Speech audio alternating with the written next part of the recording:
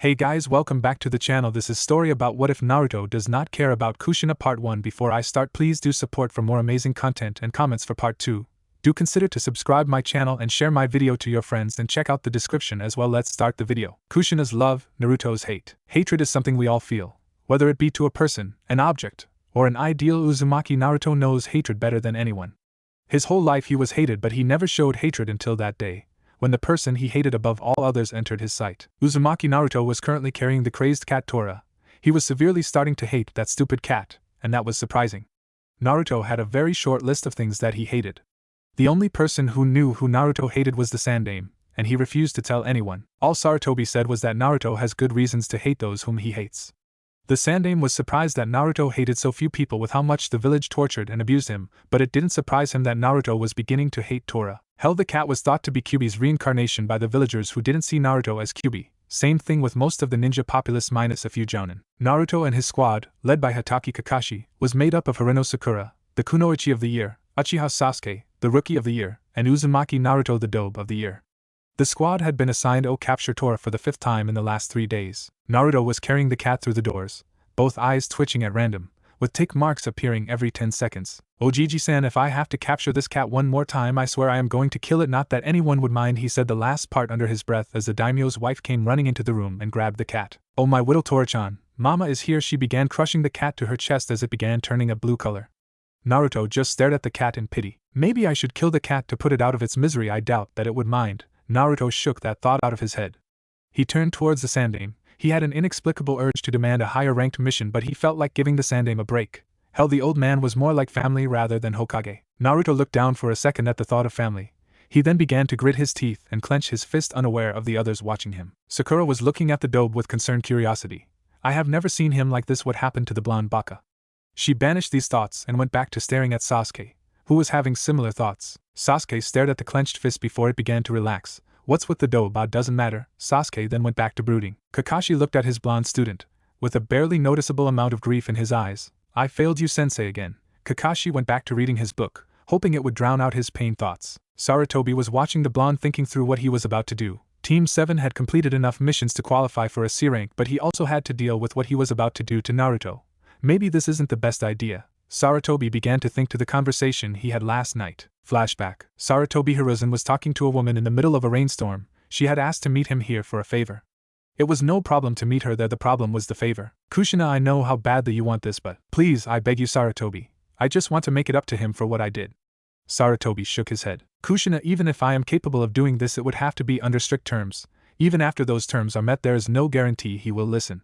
Kushina lowered her head. I know, but I can still try. Please, I have never asked you for anything else. Please just give me this one chance.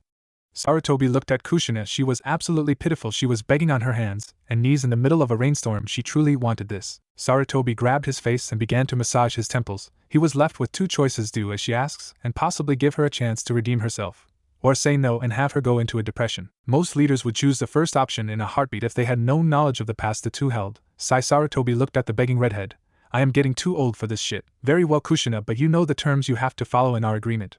Kushina smiled a massive smile and nodded her head. Thank you, Sandaime-sama.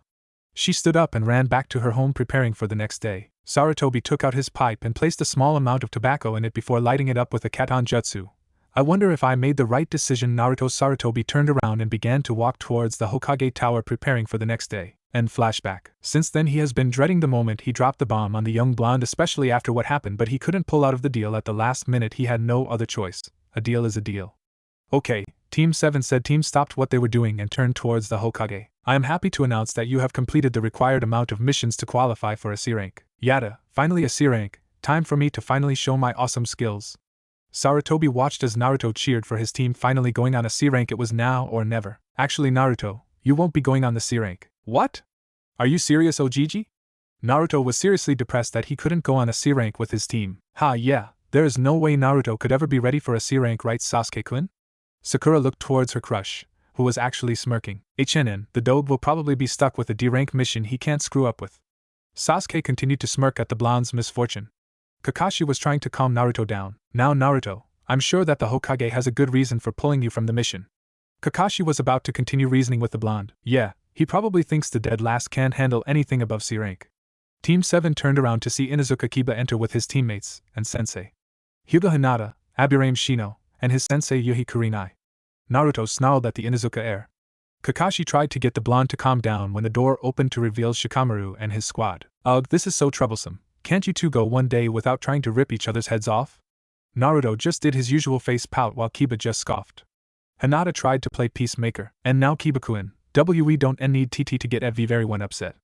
Kiba just looked at his longtime friend and sighed. She always knew which buttons to push. Hell, they have been friends since before the academy, and he had tried numerous times to get her confidence up so she can ask out Naruto. Kiba looked at the blonde, wondering how he could possibly be so clueless. Hinata-san raises valid points. Kiba, should we attempt to further instigate our comrades, it would only heighten our current amounts of stress between our groups. Everyone just looked confused until Irika, who was looking at Naruto's file wondering why he couldn't do the C rank with his team. Shino means that we need to be kinder to our comrades, so they in turn will be kind to you. Everyone nodded at Irika's explanation, not noticing the stress showing in Irika's eyes. Why can't Naruto be allowed to do a simple C rank mission? Naruto may be the dead last, but there have been worse students to come out of the academy. What are you thinking, Sarutobi? His musings were cut off by the Sandaime speaking up. Actually, Naruto will have higher than a D rank mission. Everyone looked confused for a moment, but Naruto immediately was excited. Awesome, I get to do a C rank mission all by myself. Naruto began jumping around like an idiot, while everyone had different reactions going through their heads. Naruto-kun, I'm so happy for you. Man, lucky guy. And I have to deal with just D ranks with my pack. Oh well, at least I have good pack mates. Intriguing. Troublesome blonde. Munch, munch, munch. Wow, that blonde baka, AC, rank all his own. I have got to work harder to impress Sasuke-kun. The dope, no way, he shouldn't be getting a mission all his own. That baka shouldn't get a mission all his own. Sasuke-kun should be getting that mission. Chashinaro, Kakashi's student, no way. I would expect Sasuke but not Naruto. What are you up to, dad? Naruto, something tells me things are going to go bad and fast. Oh well. Back to Ika. Ooh, Sazaira, you naughty girl. Irika was looking at the Sandaime in shock. Sandaime-sama, I understand Naruto has decent skills, but I doubt he could complete a C rank on his own. Sarutobi turned his head towards Irika. Naruto was specially selected by the client, and it's A rank. What? Sandaime-sama, Naruto is just a genin. I doubt he could handle a mission of that caliber on his own. Naruto simply kept on jumping around when he heard he was going on an A rank before he stopped. Awesome, I am going on an A rank, I'll go pack.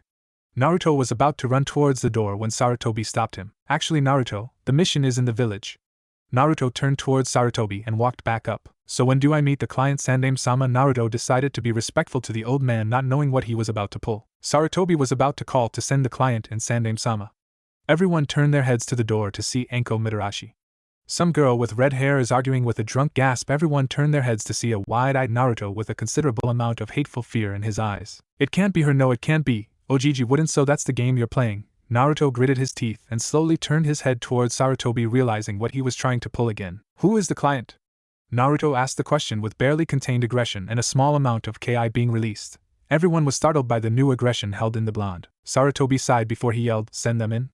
Naruto was about to ask the question again when he heard the door open. He turned his head to see an old man enter with a bottle of sake. He looked at them in a disappointed manner, but he didn't care about that. What he cared about was the next person to enter the room. Everyone was wide-eyed at the next person who entered. The one who entered was Namikaze Kushina, widow of the Yondaime. She was the most wanted bachelorette in all of Konoha.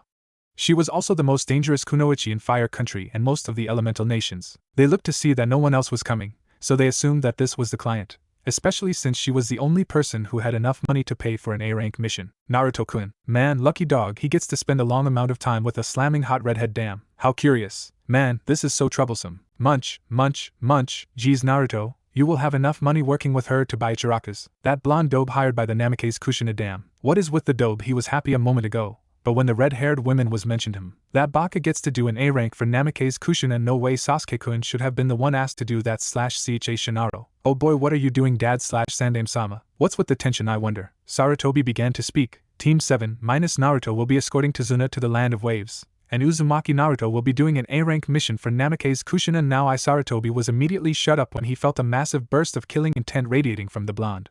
Said blonde snapped his head towards Sarutobi, anger evident in his eyes. What the fuck, Sarutobi? I made it clear years ago I want nothing to do with that woman. Sarutobi wanted to speak.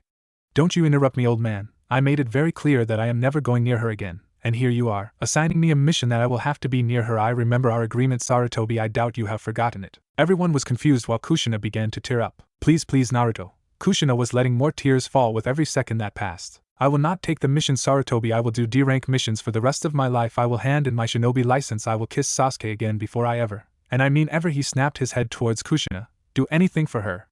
The killing intent slowly began to drop. Naruto then turned his head back to Sarutobi. Where are we to meet for the C rank? Sarutobi sighed before speaking. Naruto, I assigned this mission to you. You are going to. I am not doing anything for her. Is there any part of that you do not seem to get?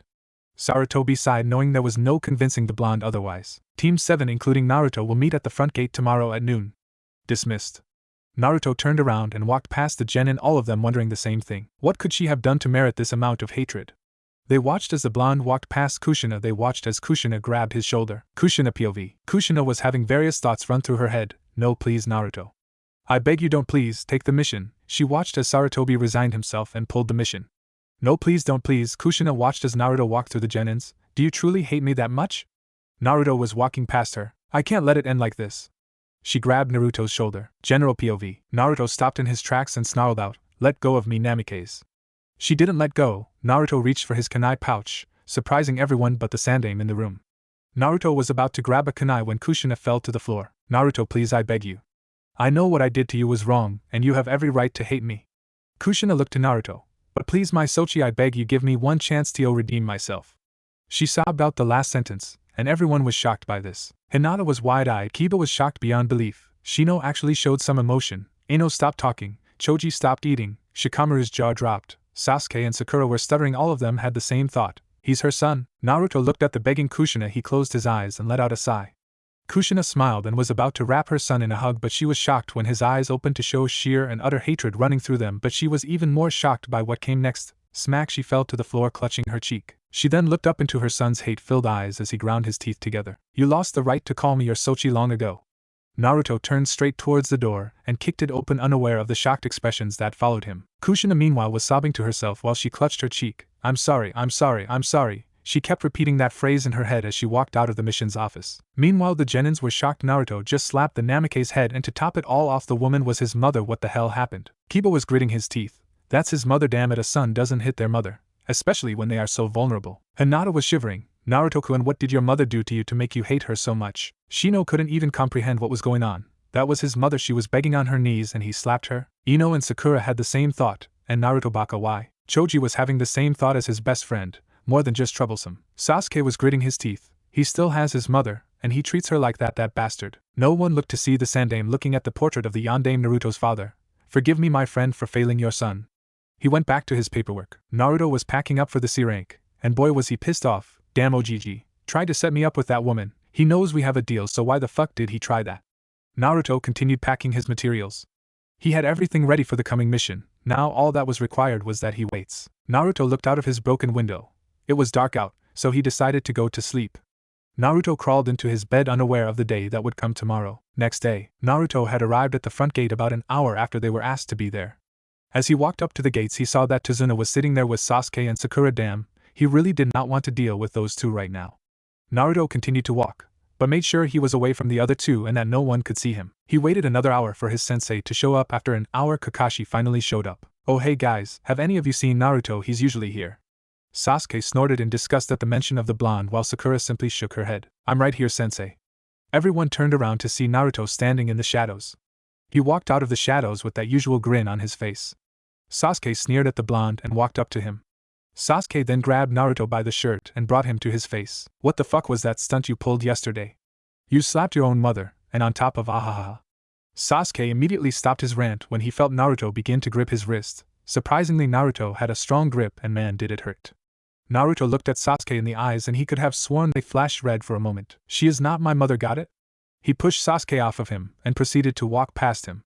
Sasuke was about to make a grab for Naruto when Kakashi stopped him. Sasuke, I think it would be best if you left Naruto alone.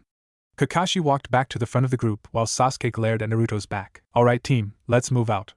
Naruto walked behind Kakashi while Sasuke and Sakura took up the rear, both staring at the blonde's back. Undisclosed location. So let me get this straight, you want me to capture one brat, and you are willing to pay twice what I normally request for a mission like this? Does that about cover it? Zabuza had been contacted by some person in Konoha and was currently doing business with the person. Yes, I want him alive and am willing to pay double. If it becomes more complicated than that, I will triple it. Zabuza was wide-eyed at his client's request. But he smirked and was inwardly planning. With this much money I will be able to gather enough followers to take down the Mizukage. Looks like I will be Mizukage soon enough. Zabuza smirked and gave his answer. You have the deal, Namikaze-sama. Zabuza walked out of the inn where Kushina had asked that they meet. His apprentice Haku was waiting outside, petting his pet bunny. Kushina stayed in the room as she rooted through her purse. She finally found what she was looking for. She pulled out a picture frame with a picture of Uzumaki Naruto, her son. She stroked the whisker marks on his cheeks. She wept as she clutched the picture to her chest, crying about the son who hated her. 3 days later with Team 7, Sasuke had tried numerous times to talk to Naruto about his mother. Each one proved to be utterly useless. Naruto even turned down Sakura's requests for answers. Kakashi had to get the two away from Naruto every time he was about to go nuts on them. He was currently trying to make sure Naruto didn't blow up at the currently annoying his head off Sasuke. Damn it, Naruto, she is your mother, so why did you do that? Naruto glared at Sasuke. Shut up. Naruto began clutching his fists. Naruto, answer me. You slapped her, and she was begging on her knees. Are you so pathetic that you have to slap a vulnerable mother? Sasuke was releasing a bit of Ki, but it was nothing compared to the built-up Ki being released by the blonde. Shut up. Naruto's pupils began to dilate and form into slits, not that anyone noticed. Dobe, you say you're an orphan yet you have still living family. What the fuck, man, you should be hugging your mother. Crunch. Sasuke was immediately shut up by a fist careening with his nose, breaking the cartilage. Kakashi managed to catch Sasuke from falling while Tazuna dropped his bottle of sake. Sakura ran to Sasuke and started patching up his nose. Naruto, what the hell? Sasuke just wanted to know something. Naruto glared at Sakura with a small amount of killing intent, instantly shutting her up. Quiet, Sakura, I am in no mood for your shrieking. He turned around and continued to walk up the path towards Wave. After they had patched up Sasuke's nose, Sakura stayed a good distance away from the blonde, scared of enticing his wrath. Sasuke simply glared at Naruto. Kakashi was making sure Naruto didn't go crazy. Tazuna was trying to keep himself calm. No one noticed the two ninja following them. The demon brothers, Meizu and Gozu, were watching their targets.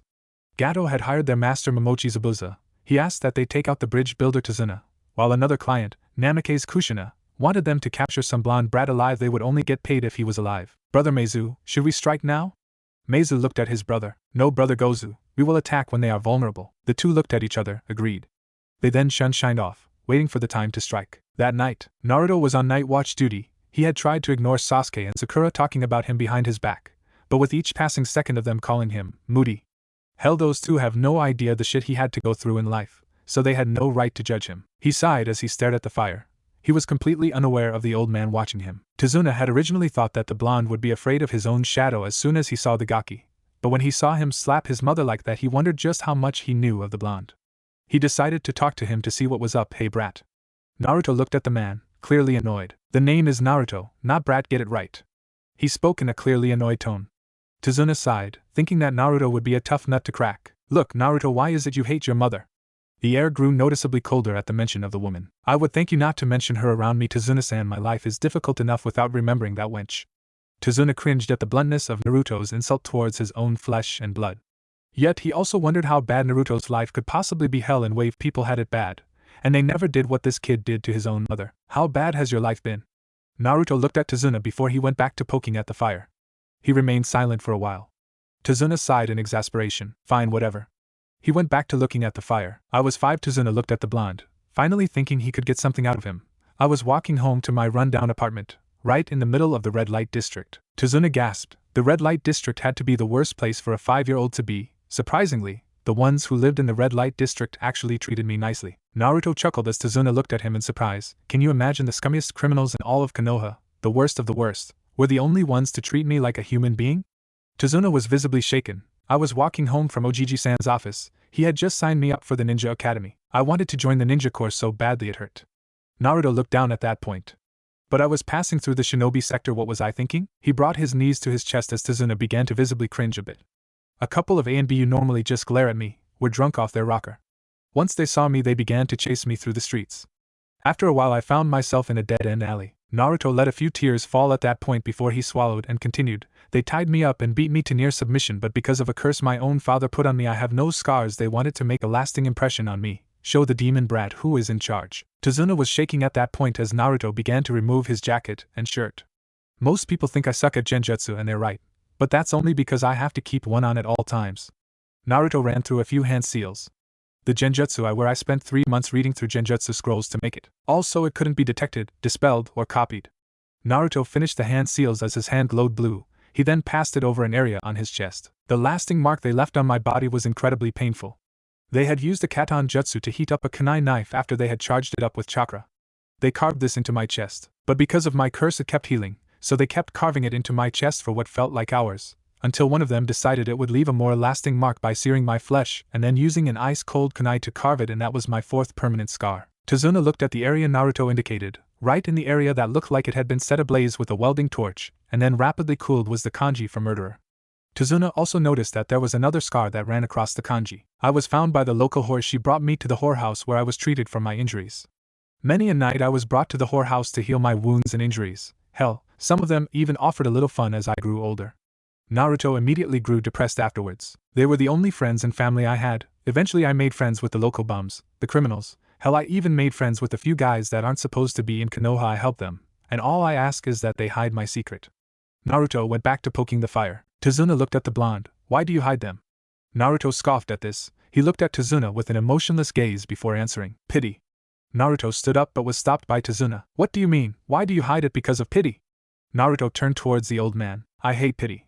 I hate it more than I hate anything. Every time I see that pathetic look in someone's eyes, it disgusts me. Pity won't heal my scars. Pity won't give me back my innocence. Pity won't heal what that wench did to me. I ain't much for pity, Tazuna. Naruto glared right into Tazuna's eyes. It's never gotten me anything. Naruto walked past Tazuna, but he had to jump back as a set of needles went past his head, barely missing him. Naruto snapped his head to see two Mist Nin carrying around blowguns. Both had some sort of massive claw connected by a sharpened chain. They wore masks to conceal the lower half of their faces. Naruto snapped his head towards Tazuna. Tazuna, wake the others. I'll hold them off. Naruto turned towards the two Mist Nin who were conversing amongst themselves. The blonde brat is to be taken alive, but the bridge builder must be killed. The one with two horns on his headband spoke. You kill the bridge builder, I will subdue the boy.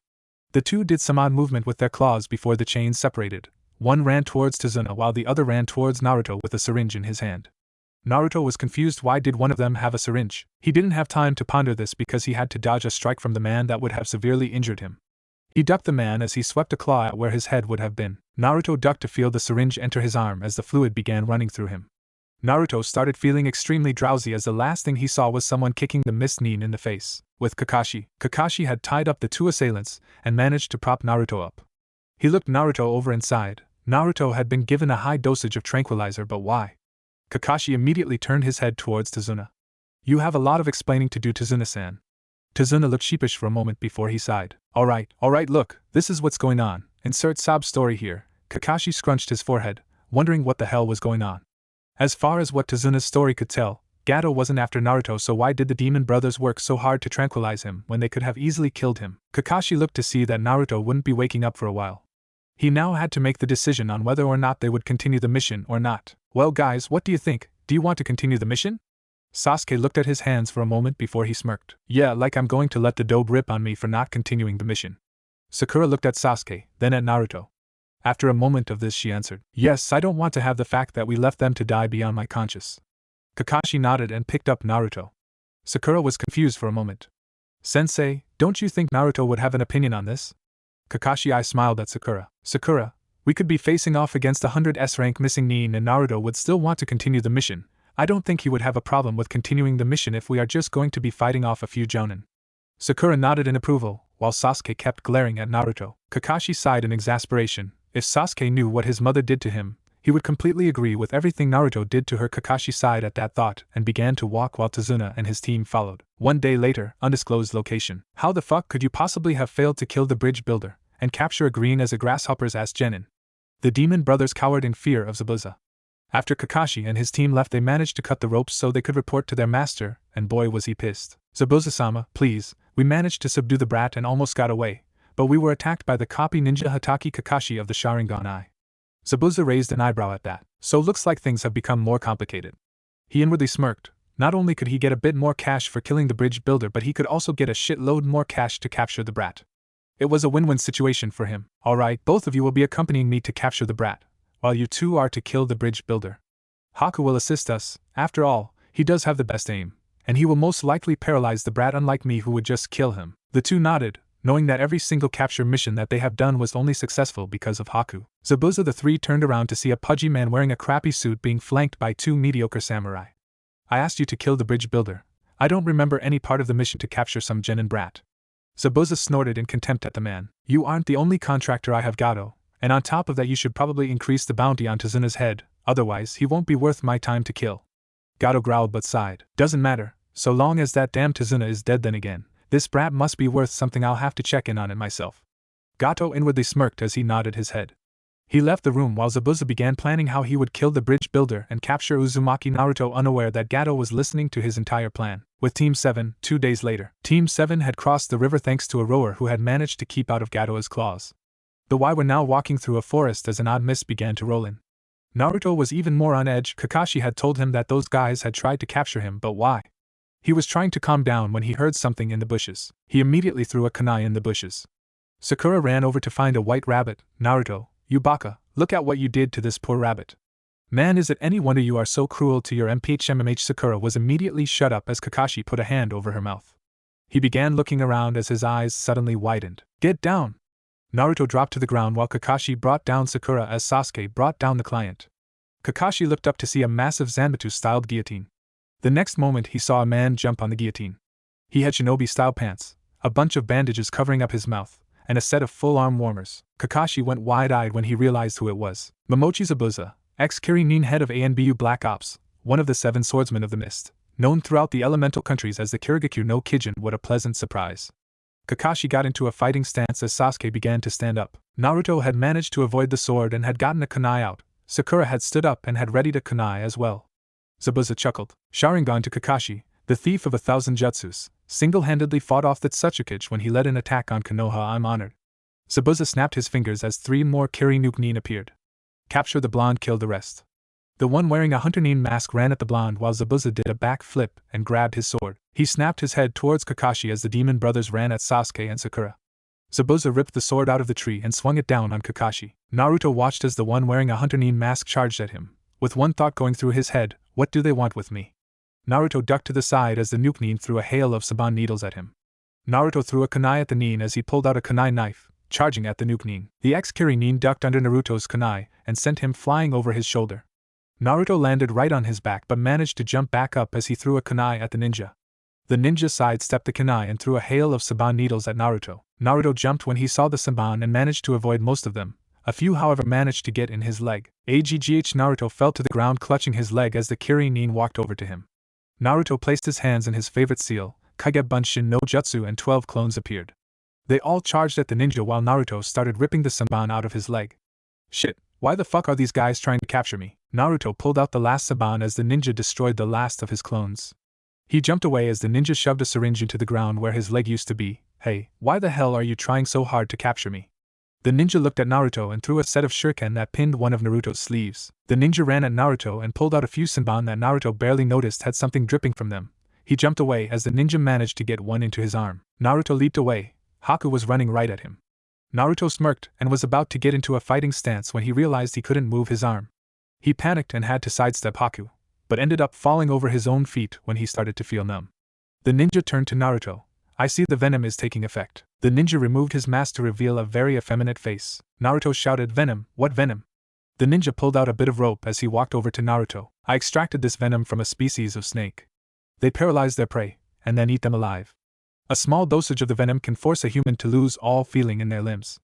It is useful in hunter-nin squads when they wish to capture their opponents. Luckily, it is non-lethal, so overdosing the amounts administered to a human is not a problem. The ninja was about to start tying up Naruto crack. But Naruto managed to move a limb enough to get the ninja in the side of his face. The ninja grabbed his face and looked at the blonde. Why isn't the venom working? Naruto smirked at the ninja. I have been poisoned so many times I can't even begin to tell you how many times I have to check my food. Luckily my body has a natural filter that destroys any foreign substance, and the best part is that whatever it was that was in my body, it will never affect me again. Naruto ripped out a kunai. Come on, bastard. Show me what you've got. The ninja pulled out a kunai and a set of saban as Naruto charged at him. With Kakashi had to jump out of the way as Zabuza brought his sword down. He pulled out a kunai and threw it at Zabuza.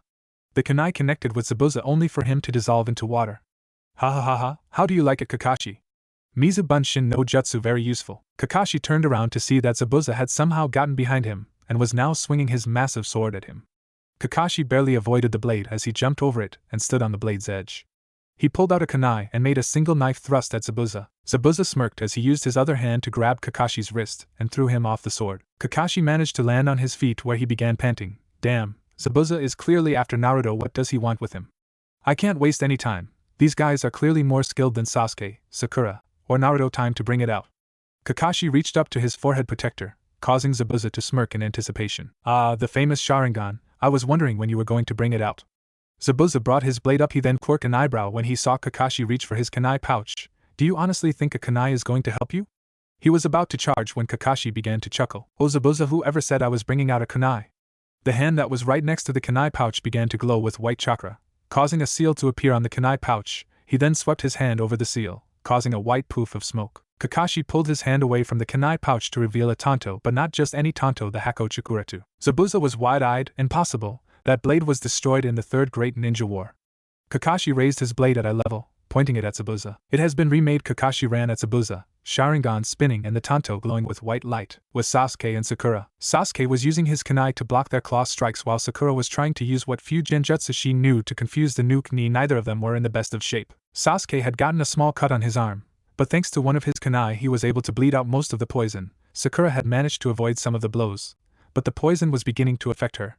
Sasuke was starting to tire as well. He had barely managed to avoid being wrapped up in their chain blade but managed to open a fairly large wound on his arm. Shit, any more of this and I am going to die.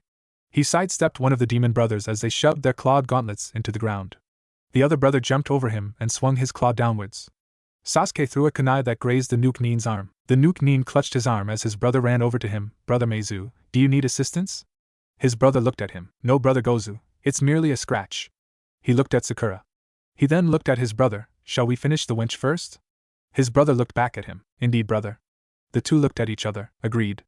They charged at Sakura. Sasuke was too far away, so he was unable to help her. The two brothers were only a foot away from her. The one on the left shoved his claw to her head, while the other aimed for her abdomen. Squlch. Sakura was impaled. The two brothers were about to pull them out when the girl looked at them with glowing red eyes. She smiled a massive smile as the grass below them began to grow to insane proportions. The grass then began to wrap around their legs. The brothers immediately looked around before they flooded their systems with chakra. They watched as the thing that was in their claws turned into a log. In rage, they ripped their claws out of the log before turning around to see a panting Sakura and a nervous Sasuke. So, a kawarimi and a genjutsu just as we were about to kill the girl. How resourceful, but enough talk. Come brother, take the girl, the brat is mine. His brother got into a crouched position. Of course brother, skin them alive.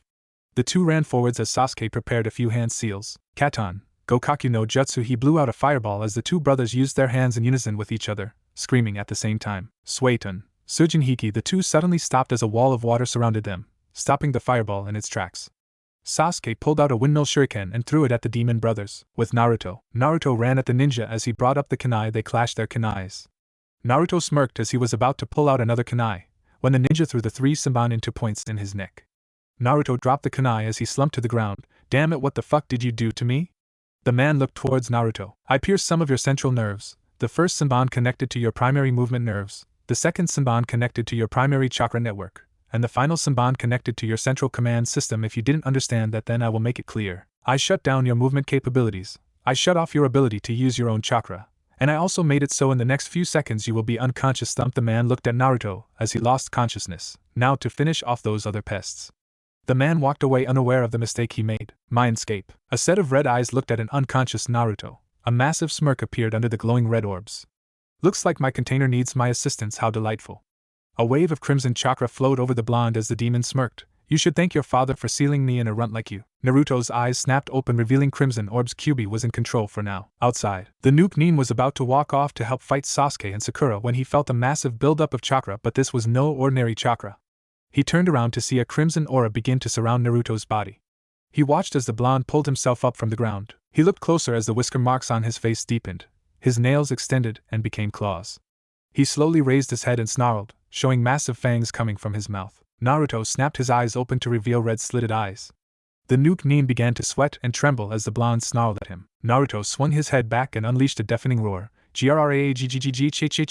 The mere sound of the roar sent a wave of raw chakra at the Nuke Nin and his comrades. With Kakashi was thrown back along with Zabuza as a massive wave of chakra tore through the trees and forcing Zabuza's Kirigakure no Jutsu to dispel. Kakashi was wide-eyed as he recognized the foul chakra. Oh god, is the nine-tailed fox loose? This is bad. Kakashi was blown back by another wave of raw chakra. Zabuza was actually trembling. No way is this any of my men, is this one of Kakashi's brats? Zabuza tried to get up but was knocked back down by another wave of chakra. With Sasuke and Sakura, the windmill shuriken that was about to hit the demon brothers was shot away by a wave of chakra that blew the demon brothers back. The two managed to grab the ground with their massive claws. Sasuke and Sakura were thrown to the tree line. The two were shaking in fear at the foul energy, and it was coming from where they last saw Naruto. This can't be Naruto, can it? Was the thought going through both their heads. General POV. Everyone looked in the direction they felt the dark chakra. As the mist began to clear, they were terrified at what they were seeing. Naruto was standing in a crater that was made from the raw buildup of chakra. There was a red chakra swirling around him like a tornado, and his eyes were like looking into the pits of hell themselves. Such hatred, anger, bloodlust. Naruto looked around as he saw the ninja he was fighting. He took a single step forwards as he vanished from sight. Everyone looked around. The one who found Naruto was the ninja who fought him, and he ended up getting slugged right in the face. He tumbled a few feet before Naruto crouched on all fours as he ran at the fallen ninja, snarling with every step. The demon brothers shined in front of the ninja, claws and chain out, ready to skewer the blonde. Contract be damned. Naruto leapt at the demon brothers with his claws outstretched. He slashed at the chain. The brothers smirked until his nails slashed right through the chain, and were heading for their throats. Squelch. The ninja was terrified as he saw the two clawed hands slice right through the back of his comrades' throats, spraying blood all over the place. Naruto shoved his hands right through the demon brothers' necks as their heads were severed from his shoulders. Naruto was about to charge forwards when he was tackled to the ground by Kakashi, who pulled out a piece of paper with a complex seal on it and slapped it on Naruto's head. Naruto immediately began to calm down as he slumped to the ground. Kakashi got up to see that Zabuza and the other ninja vanished from sight. He sighed knowing that they would be back. He turned around to see that Sakura and Sasuke were staring at Naruto in fright. He looked to the knocked-out blonde to see that his genjutsu had dissipated. Shit, he must have overloaded the genjutsu with the Kyuubi's chakra dam. Kakashi looked towards Sasuke and Sakura. I know you two want answers, but I don't think that now is the best time. Help me carry Naruto to Tazuna's house. The two complied and shared one last look at the blonde. What the hell, I have never seen such severe scars. Those scars, so oh my god / you're telling me damn. Sasuke picked up Naruto as Sakura found Tazuna hiding in the bushes. They set off towards Tazuna, questions on their mind. A few hours later with Kushina. Kushina was waiting at an inn that she had rented out to set up a rendezvous point with Zabuza. She hoped that Zabuza could take care of Kakashi. As long as she got her son back, she didn't care, she just wanted to hold him in her arms. She just wanted to tell him how much she loved him. Kushina looked at the pictures she had in front of her. One was of her husband, Namikaze Minato. She sneered in disgust as she looked at the man for what he did to their son. The other was of her son, the one who hated her. Oh, how they looked so much alike. Naruto was practically a carbon copy of his father. Those blue eyes, that spiky blonde hair, even their facial features were the same. Except for those whisker marks. Kushina chuckled to herself as she traced the whisker marks on her son's face. She suddenly began to feel butterflies in her stomach as she looked at her son, that cute face, those beautiful blue eyes that were like a hypnotic pool. She shook her head at those thoughts. What am I thinking? He is my son. I can't have thoughts like that. She decided to label her thoughts as observations. After all, she couldn't actually fall in love with her son, could she? Yes, she loved him a bit more than most mothers should, but she wasn't in love with him, right? Kushina kept stroking her son's whisker marks when she heard someone knock on the door. She turned towards the door and got a small dagger ready. Enter. The person who entered was a young woman with blonde hair. She had a nice figure. She was wearing a standard business suit. She walked into the room and sat in front of Kushina. Namikaze Kushina, I am the head secretary of Gato Shipping. My boss wishes to offer you a proposition. Kushina edged her hand closer to her dagger as she cautiously glared at the woman. What kind of proposition, may I ask? The woman sighed before answering. Gato is willing to offer to capture Uzumaki Naruto. Kushina raised an eyebrow at that. Oh really? And what does that stuck-up pig want in return? The woman cringed at the harsh tone in her voice but straightened herself to continue. Nothing, but he is asking you to withdraw your contract with Zabuza. Kushina narrowed her eyes. Really? And what would happen should I not?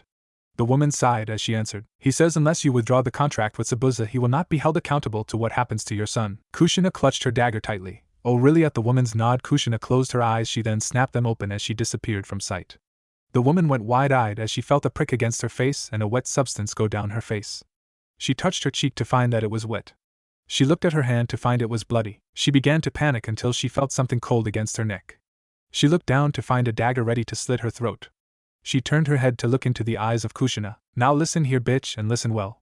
I will accept Gato's proposal to capture Uzumaki Naruto, but let me tell you one thing that you will pass on to your master. She pushed the dagger closer to the woman's flesh to make her point. If there is even a scratch on my son's head because of your master, I will torture him until he begs for death, and when I finally give it to him, I will make his death as slow and painful as possible. Now get out of my sight. She threw the woman out the door as she began to run. Kushina walked back to her chair and looked back at the picture of her son, the same feeling as before welling up inside her. Soon, my son, soon. She took the picture and clutched it to her chest. Tsunami was standing at the stove cooking dinner, all the while looking back at the door, praying Tazuna would come home. Her father had left over a week ago to get help from a nearby shinobi village. But she heard rumors that Gato's thugs were not the only issue he would have to face. She heard that Gato had hired shinobi. She had heard how expensive shinobi missions were, and knew that even with all the money everybody had managed to scrounge up to purchase a mission, with enemy shinobi as a variable, she doubted they would help them. Knock knock. Tsunami turned to the door as she heard somebody knocking.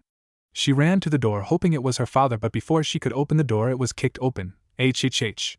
Tsunami was about to grab a knife when her eyes landed on who was in the doorway. A tall white-haired man that was panting from exhaustion, a pink-haired girl, a black-haired boy with an incredibly odd hairdo, and a blonde-haired child who was scarred worse than anyone she had ever seen before. Tsunami looked further back to see her father pushing past the shinobi. Sorry, but this kid needs to get inside fast so they can work on him. The shinobi quickly headed over to the couch and laid down on the couch as the white-haired man began to perform hand seals. Tsunami looked at her father. Tusan, what is going on? Tazuna sighed as he grasped Tsunami's shoulder. Come in the kitchen, I will explain it there. He guided Tsunami to the kitchen while the shinobi worked on Naruto. Team 7 POV. Kakashi finished his hand seals and a green glow came to his hands. He quickly pressed his hands to Naruto's chest and slowly began to shift them around. Sakura was about to speak, only for Sasuke to grab her arm and shake his head, indicating that it was a bad idea. Sakura reluctantly agreed and stepped back as Kakashi went about doing whatever it was he was doing. Kakashi began to sweat as he kept charging chakra into Naruto's coils. Damn, how much chakra did Naruto use in this damn genjutsu? He watched as parts of Naruto's body began to shimmer as his scars were hidden away by the genjutsu. Finally, after 12 minutes, Naruto was completely covered in his genjutsu. Kakashi slumped back and panted as he reached for some chakra replenishing pills. Sasuke looked between Naruto and Kakashi before he finally spoke up. Kakashi, what the hell is going on? Kakashi sighed as he sat up. Naruto has his secrets, Sasuke, just as you have your own. If Naruto wants to tell you, he can. Sasuke growled and stormed out of the house, Sakura following close behind. Meanwhile, in the kitchen, Tsunami stared at her father in shock. Why you mean that boy was beaten by oh my Kami-sama?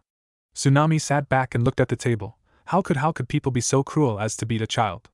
Not even Gato has gone that far yet. Tazuna sighed. I know how you feel, Tsunami. Believe me, after hearing what that one kid went through I was shocked. Tsunami looked at her father. If his life was that bad, then why did he remain in the village? Tazuna sighed as he sat down. I wonder that myself, Tsunami, I truly do. Later, Naruto groggily opened his eyes and rubbed the sediment that had gathered on his eyelids. He threw his legs over the edge of the couch he was laying on.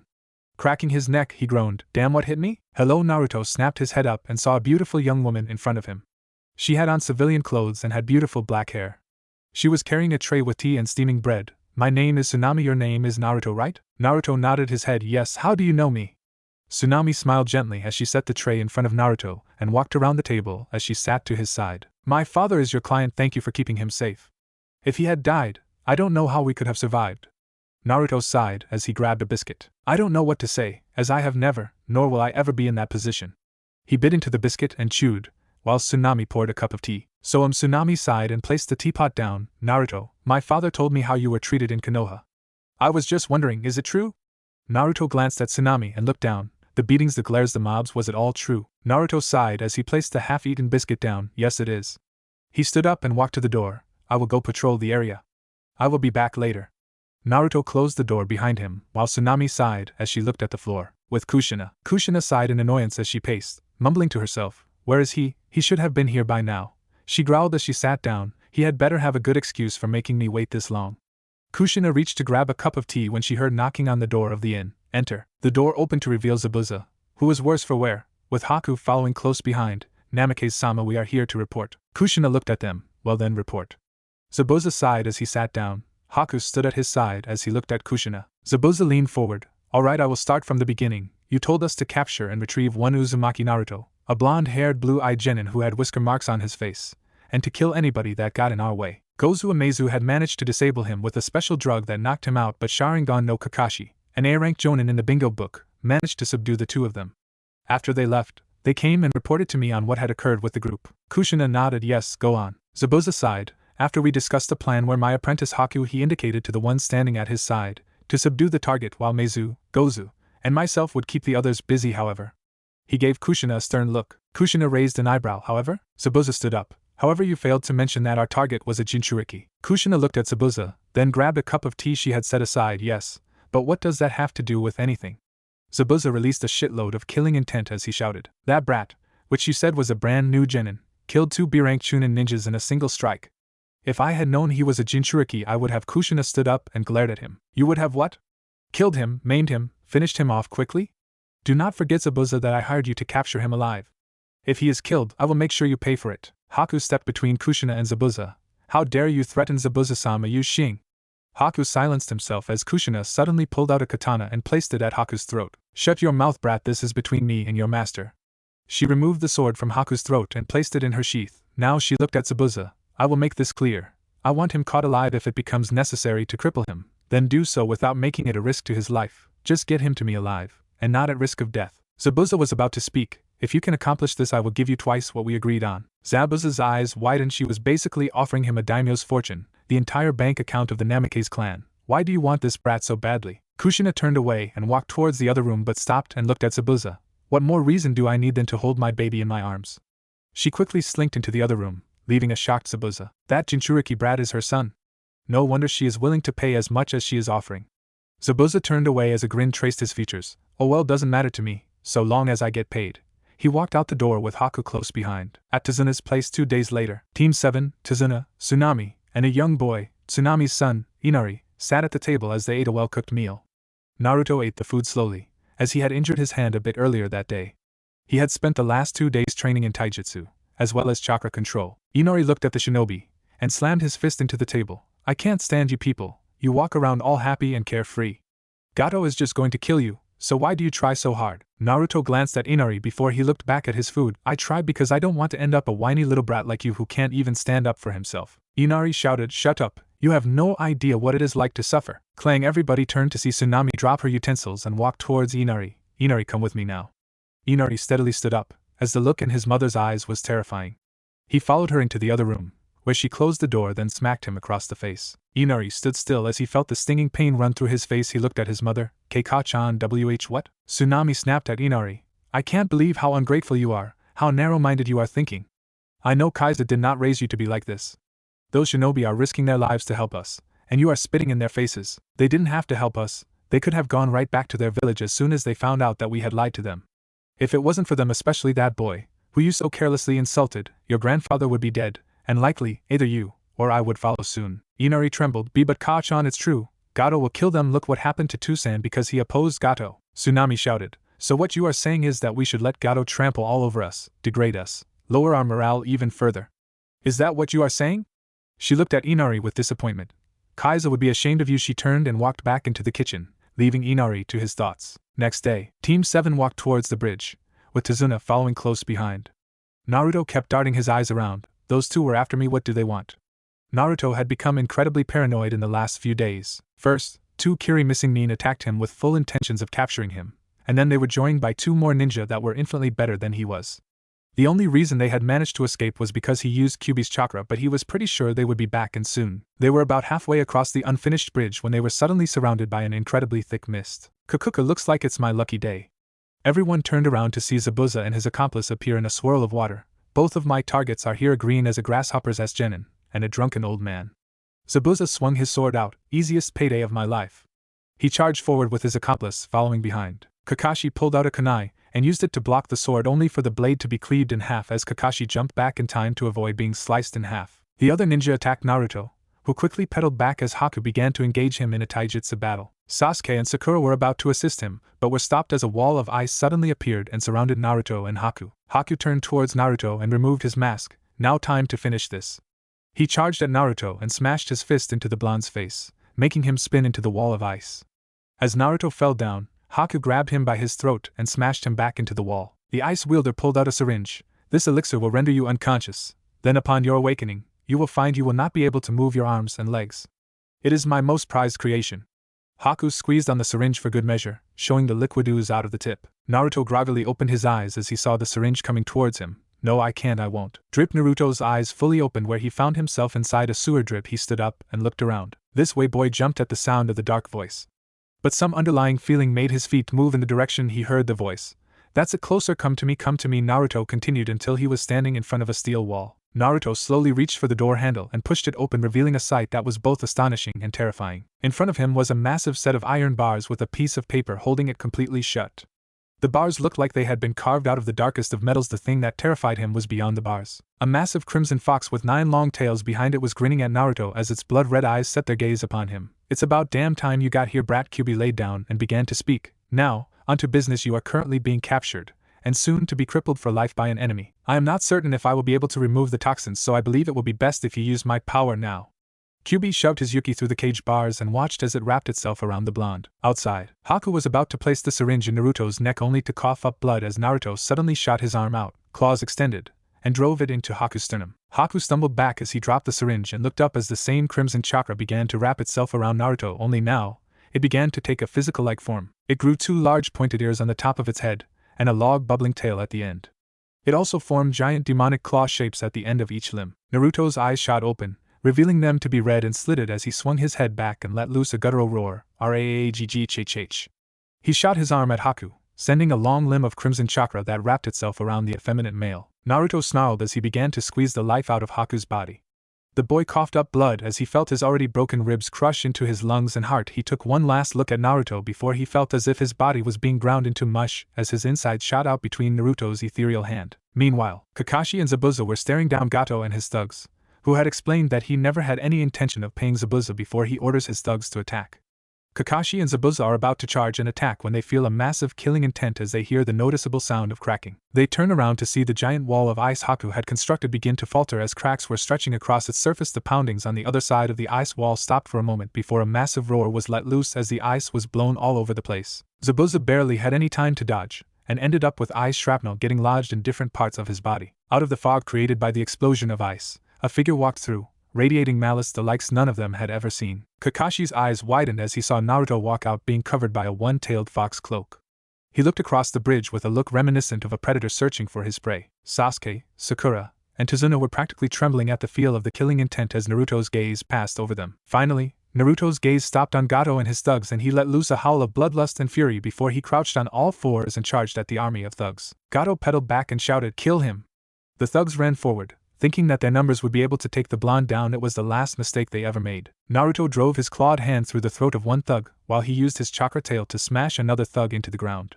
He tore his clawed hand out of the thug's throat, and buried his claws into the skull of another thug, as he swung him around like a bat as he smashed the lone thug into his comrades. Gato watched at the end of the bridge as his thugs were being maimed and mutilated by the demonic blood-crazed genin. In a last-ditch effort he began to beg, "Please, don't hurt me, have mercy. I will give you anything. Money, women, anything." Naruto had snapped the neck of another thug as he stalked towards Gato, hunched over like a predator ready to pounce. He snarled out in a deep guttural voice, "Die!" He thrust his arm towards Gato. Gato squelch. Naruto had buried his claws in Gato's throat as he kicked the man in the chest, sending his body spinning towards the water as the river of blood spurted from the hole in his throat. Naruto turned around and surveyed what he had done. The entire end of the bridge was covered in pools of blood and body parts. It would be impossible to distinguish if a body part went to one person or another. As the Kyuubi cloak fell, Naruto's eyes began to droop as he fell to his knees. Just before he fell face first in a pool of blood that was not his, Kakashi caught him and hoisted him over his shoulder.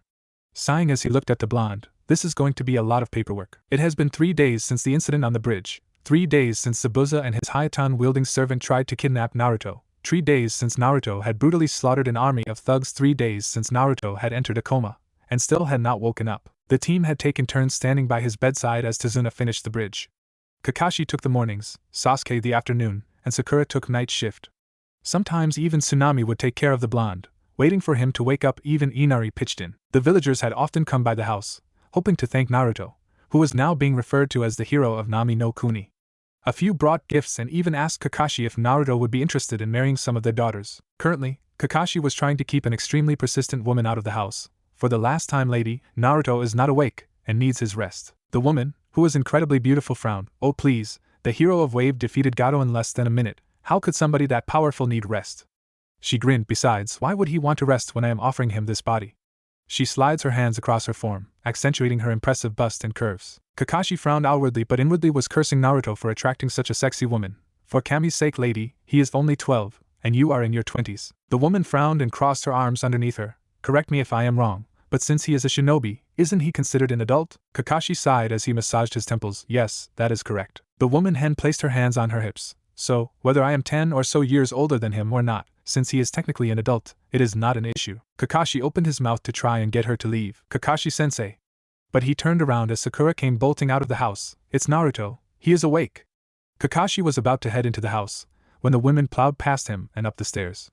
He growled in annoyance as he and Akura walked up the stairs. The woman had managed to get to Naruto's room and was now trying several advances on him. So Naruto-kun, how about later you and me go to my house and have some fun? After all, you still haven't been properly rewarded for saving us, and I doubt Tsunami will be able to please you not like I could. She shrugged her shoulders, allowing her dress to fall a bit. Naruto was blushing, all the while edging away from the woman. Kakashi and Sakura walked in to see the woman stripping down, HEY. But the woman stopped and turned towards the two. He just woke up, give him some space, damn it. Kakashi was seriously getting aggravated with this woman. Sure, several women were offering their hands in marriage to Naruto, or offering their daughters, but at least the girls were around his age range, maybe 2 or 3 years older, not in their late 20s. The woman frowned and stood up. Fine, she walked towards the door, but not before turning towards Naruto and waving. Talk to you later, Naruto-kun, she said with a sultry grin as she headed downstairs. Naruto sighed as he looked at Kakashi. So, when do we leave? Kakashi sighed and pulled out his book. Well, now that you are awake, we can leave in a couple hours. So start packing. Kakashi left the room as Naruto and Sakura began to pack their stuff. Nobody noticed the shadowed figure who watched the entire exchange. Couple hours later, Naruto, Sasuke, Sakura, and Kakashi stood at the front of the bridge as Tazuna got ready to clip the red ribbon across the bridge. They had been asked to stay long enough to see the naming of the bridge. Out of courtesy, they chose to stay. Tazuna cleared his throat. I am happy to announce that this bridge, which without the help of these fine shinobi, would not have been built. So, in honor of their bravery, courage, and sacrifice, I hereby open this bridge in honor of our greatest hero, the great Naruto Bridge. He cut the rope as a plaque was unveiled, showing the name of the bridge. Cheers erupted from the crowd, while girls were screaming in joy and making cat calls towards Naruto. Naruto smiled softly as they turned and left towards Konoha. Meanwhile, in the trees, a shinobi with a slashed forehead protector shined away after it finished watching the proceedings. 3 days later, Team 7 arrived back in Konoha and delivered their report to the Sandaime, who was none too pleased with what happened. Not only did the client lie, but somebody had been after Naruto. The list of those who would want Naruto captured alive was pretty short, but large enough that it would be too costing of village resources to send somebody to find the culprits. After the full report was delivered, Sarutobi dismissed Team 7 just as the team was about to leave. Naruto spoke up. Actually, Sandaime-sama, I have to speak with you on a certain matter. The tone in Naruto's voice left no room for argument. Hiruzen sighed and sent the rest of Team 7 off, leaving only him and Naruto in the office. It was quiet for a few minutes before Naruto spoke up. I am sure you know why I stayed behind. He walked up to the desk and leaned forward. I may have only been 6 when we made our deal, Sandaime-sama, but I will never forget it. He stood up and walked back. You broke your word, and intentionally set me up with a mission with that woman, when you swore you would keep her away from me. Hiruzen sighed. Naruto, please understand that. Naruto smashed his fist into Hiruzen's desk, sending a few cracks through it. Understand what? That you broke your word to me? That you set me up to be near that whore? That you once again have betrayed my trust? Answer me, Sarutobi? Naruto spoke with such hatred as he shouted at the one whom looked at him like a grandson. Hiruzen lowered his head and sat back, having nothing to counter Naruto's statements. Naruto stood back up before he turned around. I expect the jutsus we agreed on be brought to my apartment in a week. And walked out of the office. Hiruzen placed his face in his palms, letting a few tears fall from his eyes. Elsewhere, Kushina was sitting back in her chair as the man in front of her delivered his report. His slashed headband glowing in the light. Is that all, Rokusho Aoi? The now named Aoi nodded his head. Yes, Kushina-san, that is everything that I was able to gather while viewing Team 7. Kushina nodded her head. Very good. She reached into a side pouch on the chair and pulled out a folder. Give this to the leader of Amigekure, and he will make sure you are well cared for. Aoi bowed, revealing the slashed Konoha symbol on his headband. Thank you very much, Kushina-san. He turned and walked out the door, leaving Kushina to think on what Aoi had told her. Oh my Sochi, you are so much stronger than I ever thought possible. Truly you surpassed every expectation. She smiled as she thought of how Aoi described Naruto's battle with Gato and his thugs. Serves the man right for threatening my Sochi. It is a shame though that Zabuza did not complete his end of the bargain. She scowled as she thought of the woman who dared to try and seduce her Sochi. That bitch. If I ever get my hands on her I will kill her. How dare she try to take my Sochi? She sighed and leaned back in her chair. Zabuza failed to capture my Sochi. An A-rank Nukenin failed to capture him. A genin. Who else could I turn to capture him? Hello, Kushina. Kushina shot up out of her chair and turned around only to shiver in fright at who was in front of her. Orochimaru of the Densetsu no Sannin. She stepped back and grabbed her katana. What do you want, Orochimaru? The snake Sannin chuckled as he walked towards her. Now Kushina, Is that any way to treat the man who saved your life when your village was destroyed? Kushina sneered in disgust. You were the one who gave Iwa the information that destroyed my home and my family. I owe you nothing. Orochimaru sighed and shrugged his shoulders. Fair enough, but I am not here to talk about the past. I am here to make you a deal. Kushina narrowed her eyes. What kind of deal? Orochimaru sat down in a chair. I am willing to give you the one thing you desire more than anything in life, your Sochi. Kushina's eyes widened in shock. How did Orochimaru know? Orochimaru smirked as he saw the look on Kushina's face. I would bring him to you alive and well. I only ask for a few things in return. Kushina swallowed and looked at the Sannin. What kind of things? Orochimaru smiled darkly as he stood up. The village has changed quite a bit since I betrayed it. The defense are different. The protocol is revised. Even some of the shinobi have been made aware of some of their glaring weakness. I am sure you know where I am going with this. Kushina snarled at Orochimaru. You'll want me to give away village secrets to you? You have got to be out of your... Did I mention that I would also be willing to bring your son to you, willing to accept you at last? Kushina stared at the snake Sennin, not believing what he said. Why, you're lying. Orochimaru smiled darkly as he walked towards her. Kushina, how do you think I have managed to gain such great power, being able to recruit armies, and no need to worry about being betrayed? With no answer from Kushina, he continued, I created a special jutsu that makes those who join my armies loyal to me. I can create the same sea for you if you like. He traced her face with his finger. Just imagine it, being able to hold your son, without having him assault you with vile words, being able to feel him embrace you with love, instead of disdain, to have the family you always wanted at last. Kushina stood there, processing everything Orochimaru had said. It was just too good to be true, but there was no lie in the Sannin's eyes. He could really give her back her baby and more. But was it really worth it? To betray the village that had been a second home to her after her own was destroyed? Orochimaru saw the conflict in her eyes. You do not have to decide this moment. Think on it, and I shall return for your answer in a week.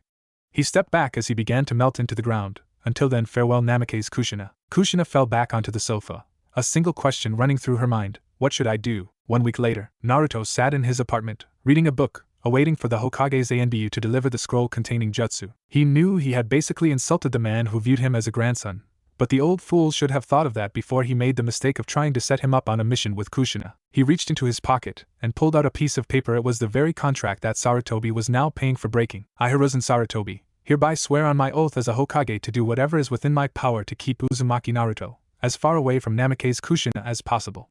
If I fail to uphold this oath, whether it be by accident or by my own will, Uzumaki Naruto will receive the following jutsus from the Konoha library. Bunshin Bakuhatsutiki no Jutsu, Explosive Clone Jutsu, Futon Tiashi, Wind Release, Air Pressure, Futon Kaze Kudo, Wind Release, Wind Vortex, Futon Shippushingai, Wind Release, Hurricane Shock, Futon Hidofuki no Shitsunen, Wind Release, Gust of Oblivion. All of these are jutsu that have only ever been taught to Hokages, and are the only Futon and Bunshin jutsu in the entire elemental nations that officially belongs to Konohagakure no Sato. All other jutsu were acquired from the other great nations. Knock knock. Naruto was broken from reading the rest of the contract as there was knocking at the door. He stood up and walked towards the door. As he opened it, there was an Anbu holding out a scroll, delivery from Sandaime-sama. Naruto took the scroll and nodded, my thanks to the Sandaime, and closed the door. He then unrolled the scroll. Now which jutsu shall I do first? He scrolled through the jutsu and their description before he grinned as he made a decision. Bunshin Bakuhatsutiki it is. Elsewhere, Kushina sat on the sofa, staring at the table in front of her. This week had felt more like an eternity, as she thought of Orochimaru's offer. She was being offered a treasure more valuable to her than the greatest gem, more precious than any jutsu or family secret. In return, she had to betray the very place she thought of as a second home. Kushina, she slowly turned around to see Orochimaru standing before her. Have you made your decision at last? Kushina lowered her head and nodded. Yes, I have. She looked up at Orochimaru as she handed him a folder. In this folder is every secret I know of Konoha. I don't care what happens to this village, or its inhabitants. Kill them, torture them, use them in your experiments. I don't care, just bring me my baby, please. Orochimaru took the folder and smiled. Of course, Kushina, and faded back into the wall. Kushina looked back at the table, which was covered in every possible picture she could acquire of her Sochi. She grabbed the one that showed her holding him in his arms when he was an infant, and the other was him hugging Irika as he finally graduated. She could not stand Irika. He had the one thing she wanted more than anything. Her baby's love, his affection, the love a child would give to a parent he loved, that should be hers. She smiled as she started cutting up the picture of him and Irika, then cut up a picture of her and Minato when the two of them started dating. She glued the pieces together and smiled. The creation was a picture of her and Naruto in a loving embrace. She touched the whisker marks in the picture and clutched it closely to her chest. Soon, my precious babe, soon you and mommy will be together at last. It had been 2 weeks since the wave mission, 2 weeks since Naruto had been given the scroll by the Sandaime, and 2 weeks since he had tried to learn the first Futon Jutsu, and he still could not get past step 1. He had managed to learn the Bunshin Bakuhatsutiki on the first day, albeit The clones were far more explosive than what was explained. He had then gotten to work on what he assumed was the easiest jutsu. Futon, Hitofuki no Shintenshin. It was a shitload harder than he originally thought and a shitload more painful. The jutsu basically required that he expand his lungs, allowing him to suck in more air, and then fire it out with a pressurized shell of chakra. He already has gone to the hospital to get his ribs realigned and his lungs pumped out, as it was a quarter filled with his own blood. He had gone at least 7 times, and would likely be going an 8th time if he did not figure out where he was going wrong. Naruto sighed and laid back. Damn, what the fuck am I doing wrong? I have channeled wind-natured chakra through my lungs, coated them with a pressurized shell of chakra. I have done everything it said in the description, so why the fuck can't I do it? Naruto shouted as he grabbed the scroll and began to read, trying to find if he had missed anything. GRN, he looked towards his stomach and sighed. Performing a single-hand seal, he created a dozen clones. Go get me something to eat. The clones saluted as they ran off towards the village. Half an hour later, Naruto was standing with his legs spread out. Alright, inhale as the wind chakra is pulled into the lungs, coat the chakra with a pressurized shell, and Naruto suddenly stopped as things started to flash across his eyes. He saw Ichiraku's ramen and had a conversation with Im before he left after he received his order of miso and shrimp ramen. He was halfway past the clan district when he was tackled to the ground by a very pissed-off Inuzuka Kiba, and then everything stopped. Naruto stood there for a few moments and had only one thought: what the fuck just happened? He looked up in the sky and saw that the sun was beginning to set. Damn, well, I guess I can ask Kakashi-sensei tomorrow. He turned around and sighed. I wish there was an easier way for me to do this damn jutsu, but it's not like I can create 100 Kage Bunshin and have them go over every chakra control exercise in the book and have it transferred to me. He suddenly stopped the flashes, the cloud of smoke. Naruto slapped himself in the face as he grumbled, I am such an idiot. Next day, Naruto stood in the training grounds, panting in exhaustion as he fell to his knees. His theory was correct. Whatever chakra exercises the aged Bunshin learned was transferred to him. He had created 100 Kage Bunshin the night before and had them go over the tree climbing exercise. By the end of the night, he was so exhausted from recreating Kage Bunshin that he doubted he would be able to do anything in training. But he took in a deep breath and crossed his fingers. This was the moment of truth. Kage Bunshin no Jutsu. In an instant, a cloud of smoke appeared in front of Naruto, and inside it a single Kage Bunshin. Just the amount Naruto wanted. He grinned as he thought to himself, and the Hyugas say you can't change. 2 weeks later, Naruto was sitting on the edge of the bridge as he and his team awaited Kakashi's arrival. Sasuke and Sakura were standing off to the side. Sakura was looking at Naruto with worry, and Sasuke was glaring at Naruto's back. The last Uchiha sneered in disgust as he thought, that worthless bastard, he still AHS his mother, and he treats her as if she is worth less than shit. He uncrossed his arms and walked over to Naruto. I am going to get answers from him, whether Kakashi-sensei approves or not. Naruto looked at the river flowing beneath him as he flipped a kunai in the air and caught it by the hilt before it went towards the river below him. He had already lost 3 kunai, but he was definitely improving on his reaction time. Suddenly he was yanked off of the bridge edge and turned around, forced to look at a pissed-off Uchiha. Dobe, you have got a shitload of questions to answer, and you will answer them. Naruto narrowed his eyes at Sasuke. What would you possibly want to know from me? Sasuke snarled as he tightened the grip he had on the front of Naruto's shirt. What the hell if your problem? Your own mother was on her hands and knees crack. Sasuke had to let go as Naruto punched him square in the face, breaking his nose. Naruto snarled and grabbed the front of Sasuke's shirt. Mention that whore around me one more time, I dare you. Naruto adjusted his grip so it was around Sasuke's throat. Sakura ran over and grabbed Naruto's wrist. Naruto, please stop. He didn't mean OPH. She was shoved out of the way and fell to the ground as Naruto continued strangling Sasuke. Naruto continued squeezing Sasuke's throat until the Uchiha's eyes began to roll to the back of his head. He then shoved Sasuke to the ground and whispered in his ear, if you ever touch me again, then I will make sure that the Uchiha clan dies with you. Sasuke watched as Naruto walked away, and hissed underneath his breath, this isn't over Uzumaki, not by a long shot. Late that night, Naruto was walking home as he read a piece of paper. Kakashi had nominated him and his teammates for the Chunin exams. He had a week to make a final decision as to whether or not he was going to take part in them. Personally, he was definitely going to take part in the exams. The real question, however, was whether or not his teammates were, and what would happen if they did. Sure, there was the possibility that if he decided not to take part, they could just put in a replacement teammate so his team could take the exams, but what if they were disqualified because he didn't want to go? So many questions, with so many possibilities, it was mind-numbing. Naruto turned a corner and was about to head to his apartment. Hello, Naruto-kun, when he heard a dark voice behind him. Before all he saw was black. Time skipped 2 days. Naruto's eyes fluttered open as he looked at the white ceiling above him, covered in cracks and jagged marks. He was in his apartment, but how the hell did he get there? The last thing he remembered was that he was walking down the street towards his home, and then nothing. Pushing himself up, he shook his head as he wiped the sleep from his eyes. He stood up and headed to the bathroom, hoping to relieve himself before he headed off to team meetings. He walked up to the toilet and looked up, holy shit, before he jumped back, tearing the door off of its hinges. He stood back up and walked back over to the toilet, which had a mirror above it, showing his face, his real face. Years wearing that genjutsu had made Naruto forget what his actual face looked like. But then again, who would want to see their face adorned with scars? He stepped back and looked at his body. The genjutsu had fallen. But how? Unless his chakra control had been shot to absolute hell, there was no way his genjutsu should have fallen. He focused his chakra and tried to get the genjutsu up, only for it to fail over and over again. Shit, I can't head to team training without my genjutsu, not with all these scars. He walked into his room and looked through his closet. Damn, I never thought I would have to use this. He pulled out a long cloak that would easily cover his entire body. He smirked and threw it over himself, covering his body, including the 3 black swirl marks surrounding a single kanji, the kanji for servant. Elsewhere, Kushina looked at Orochimaru, who was standing before her. Did you apply the seal? Orochimaru smirked at Kushina. Of course I did. Why would I not do such? After all, we did have a deal. I may be an S-rank missing nin, but I do keep my promises. Kushina sighed, then looked up at Orochimaru with fierce determination. Do it. He smiled as he bared his teeth, his fangs elongating as a red venom dripped from the tips. As you wish, Kushina-chan. His head shot forward, and his fangs buried themselves into Kushina's neck. Ag!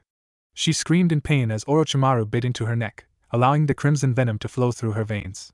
She felt as if her body was on fire as Orochimaru ripped his fangs out of her neck. The snake Sannin chuckled as he turned away. Our deal is completed. He phased through the walls as Kushina fell to her knees, screaming in pain. She clutched her shoulder as she dug her nails into her flesh. Her eyes snapped open as she began to see images before her. Flashback. Naruto was sitting on his knees as he scrubbed the floor of a large hallway. The hall was so big, no less than 10 maids would ever be able to properly clean it. But Naruto was being forced to clean every inch of the hallway by his own mother. Naruto had a look of utter defeat on his face, as if he had nothing to live for. Naruto, get your ass in here now.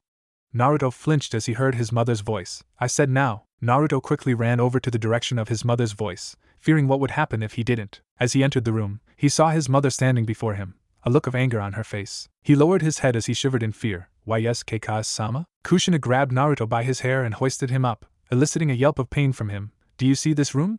She dropped Naruto and pointed at the room. I told you to clean this room until it was spotless today.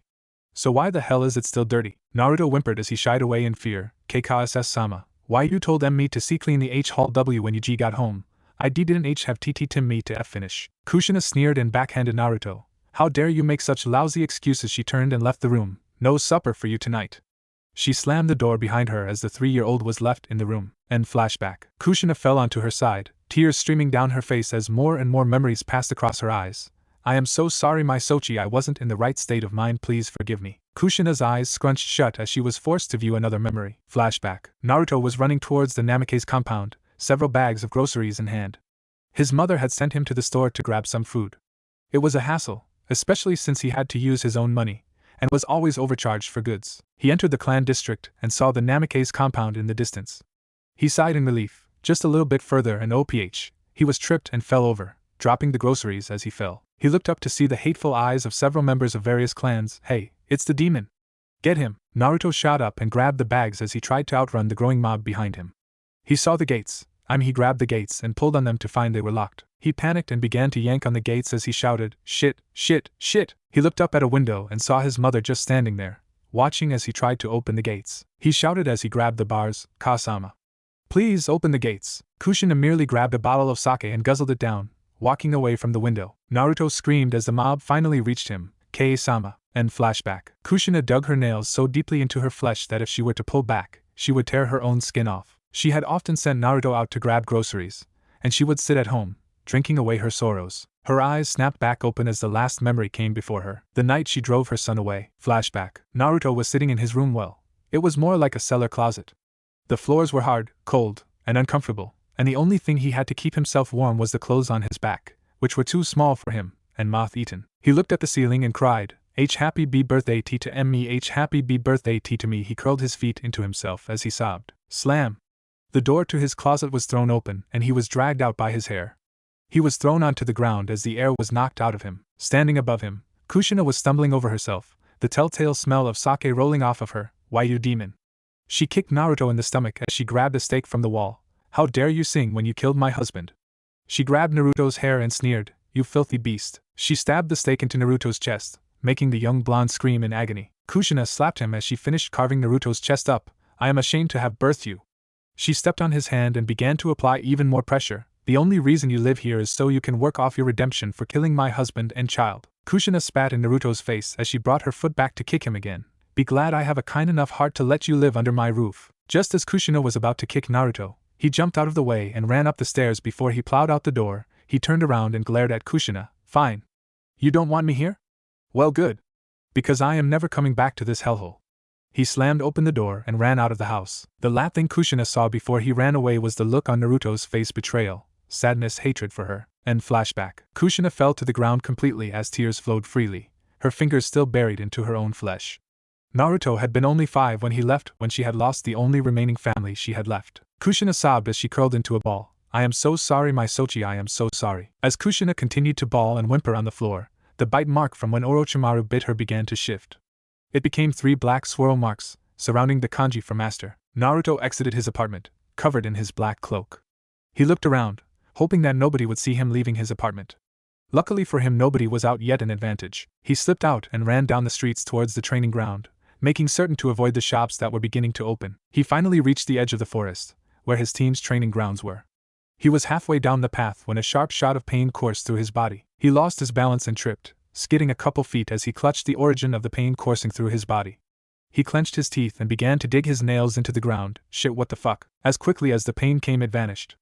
Naruto panted in relief as he stood up, checking himself over to see if there were any injuries, which he realized was a stupid idea, as his whole body is covered in injuries. He wrapped up the parts that were bleeding and headed off to the training ground. Underneath his cloak, the seal began to swirl as the kanji in the center glowed crimson. Later, Naruto arrived at the training ground, with Sasuke and Sakura already there. As he entered the clearing, the two of them noticed him enter the clearing, but due to his cloak, they did not recognize him. Sasuke snarled as he pulled out a kunai. Identify yourself or so help me I'll. Oh, shut up, Sasuke, Naruto said as he sat against the tree. I am really not in the mood to deal with your shit this morning. Naruto laid back and adjusted his hood so that the wind could not blow it back. Sasuke and Sakura's eyes widened. Naruto? What the hell are you doing dressed like whoosh thwack? Sakura stopped as she felt a sudden rush of air pass by her head. She slowly turned around to see a kunai embedded halfway up the blade in the training post. Naruto grunted. Do you hear that? He spread his arms out and smirked. Silence, that is how I would like it to remain, until Kakashi-sensei gets here. He crossed his legs and laid back, closing his eyes as he slept. Sasuke and Sakura edged away from the tired blonde. Bothering him at the moment was not a good idea. Later, Sasuke and Sakura were sitting on the training posts, while Naruto was still sleeping. Sakura turned towards Sasuke. Ano, Sasuke-kun? Sasuke looked at Sakura. Yeah, what is it? Sakura looked over at Naruto. What do you think is wrong with him? Sasuke snorted in disgust as he spoke with venom dripping from his voice. He is a self-centered, conceited, unappreciative asshole who would hit his own mother. I mean, seriously, who the hell is he to assault his own mother like that? Sakura flinched back at Sasuke's tone. Sasuke-kun, while I don't agree with what Naruto did, maybe something happened between the two of them to make him hate her. Sasuke turned around and spat. If something did happen, it was because of him. No mother would ever hurt their own child. Sakura turned away and looked at Naruto. I hope so, Sasuke-kun, I really hope so. Naruto's thoughts. Naruto was walking through a sewer as if he was in a trance. His eyes were blank, and his movements constant.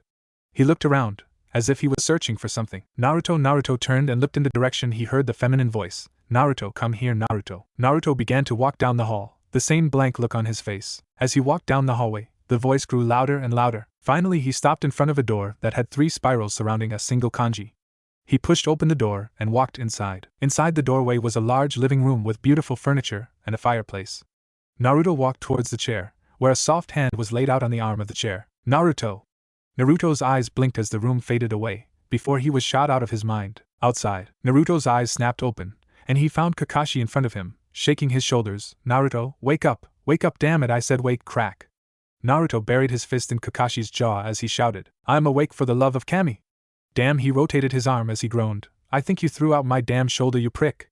He felt his shoulder crack a few times and sighed. Ah, much better. He looked up and found Sasuke and Sakura staring at him. What? Sasuke was about to speak, but Sakura placed a hand over his mouth. Naruto, we have been trying to wake you up for the past 10 minutes, but you were in a trance-like state. Naruto raised an eyebrow. Is that so? Sasuke snorted. Yeah, I was about ready to kick you to wake you up. But Kakashi-sensei arrived just before I could. Damn bastard. The last part was muttered under his breath. Naruto scowled underneath his hood. Oh, that makes me feel so much better. Kakashi got up after snapping his nose back in place. Ouch. Man, Naruto, was that really necessary? Naruto frowned in Kakashi's direction. I don't know, was it necessary to shake me like a rag doll? Kakashi, I smiled. Touche. Now, if you have your papers filled out, could I please have them? Sasuke and Naruto handed theirs to Kakashi, while Sakura hesitantly did so. As the three of them trained, Naruto could not help but wonder what that voice was that was calling him, and why he was so drawn to it. Naruto never noticed the seal on his back glow momentarily before it began to fade into his skin. With Kushina. Kushina groaned in pain as she sat up, her body feeling like it had been trampled by a herd of antelope. She grabbed her head. Damn, that freaking hurts. She tried to stand, and ended up losing her balance as she grabbed the arm of a chair. Dear Kami, what is wrong with me? The seal is merely taking effect. She snapped around to see a hooded figure standing behind her. I am terribly sorry to intrude, but Orochimaru-sama saw fit to give you this. He held out a scroll that had a teardrop on it. Orochimaru's favorite symbol. Kushina carefully took the scroll, not sure what to do with it. The man, as if reading her mind, spoke up. The scroll contains information on the seal Orochimaru-sama applied to both you and your son. Each of your seals are different, but are still linked. I have not read it, so I cannot explain more than that. The man stepped back and bowed. A great many thanks for your assistance in aiding Orochimaru-sama. He turned around and walked into a shadowed part of the room, vanishing in the shadows. Kushina looked at where the man had vanished, and then grinned widely as she turned her eyes to the scroll. She practically tore it open as she began to read. Unknown location. It was dark as if the room had never seen sunlight, or knew even the faintest glimmer of a candle. The walls were solid stone, and the faint etchings of kanji and cracks were apparent. On the other side of the room, sitting atop a great serpentine statue, a humanoid figure was sitting with its legs crossed, and the only sign that they were alive was the telltale rise and fall of their chest. Suddenly, the figure's eyes snapped open, revealing golden orbs, and turned their attention towards a point on the wall. So you have returned. The figure grinned, revealing snake-like teeth. So, how did it go? The same cloaked figure that gave Kushina the scroll got down on one knee. Orochimaru-sama, the scroll has been delivered, as per your instructions. The figure stood up, and snapped his fingers. The room was suddenly lit as candles were set ablaze, and the face of Orochimaru of the Densetsu no Sannin was revealed. Very good, my loyal servant. He leapt down from the top of the statue, landing on his feet as he turned towards the exit. The snake Sannin was about to walk through the doorway, Orochimaru-sama, but stopped as the man whom had delivered the scroll to Kushina spoke up. If I may ask, my lord, why did you give Kushina the Master Seal? A Master Seal connected to a servant seal that controls the Jinchuriki of the most powerful Bijou, especially when she shows absolute hate for you for the destruction of her village? Orochimaru looked at the man without emotion. They felt fear at the look and bowed all the way to the floor. Please forgive me, my lord, I did not mean to offend you. IW was merely. That is enough. Groveling, the man looked up to see Orochimaru smirking. Your question is perfectly understandable. He walked over to the man. Why would I give a seal that allows one to manipulate another with a matching seal to someone whom hates me? Why would I give her the strength to command a Jinchuriki who has the capability to become 1,000 times stronger than me? Why would I risk such a force opposing me? His smirk widened. The answer is simple, my dear servant, but now is not the time to discuss it. He turned around and headed towards the doorway. In the meantime, continue your mission. The man raised his head to reveal a single lock of white hair coming from underneath his hood. As you command, Orochimaru-sama. He melted back into the shadows as Orochimaru transcended down a set of stairs. On the walls, carvings of snakes and dark runes laced every inch of the wall. Pictures of many people also adorned the walls, all of them, the greatest warriors from their lands. He finally reached the bottom and pushed open the doors, revealing his personal laboratory. Young snake hatchlings in jars with multiple heads, human organs connected to tubes, and several preserved cadavers laid about the room. He walked towards a single set of doors on the other side of the room, and slid open the doorway. Orochimaru smirked as he looked at its contents. A severed left hand, with a single ring adorning the pinky finger, the gem a slate blue color, and the kanji for void in the center. Various scrolls were pinned to the wall, but a single tablet rested in the center, protected from humidity, decay, and possible contamination by a sheet of glass. Orochimaru smirked as he walked over to the first cadaver. Now where to begin? He picked up a scalpel and placed it in the middle of the forehead. Perfect. The sound of metal cutting flesh could be heard throughout the room.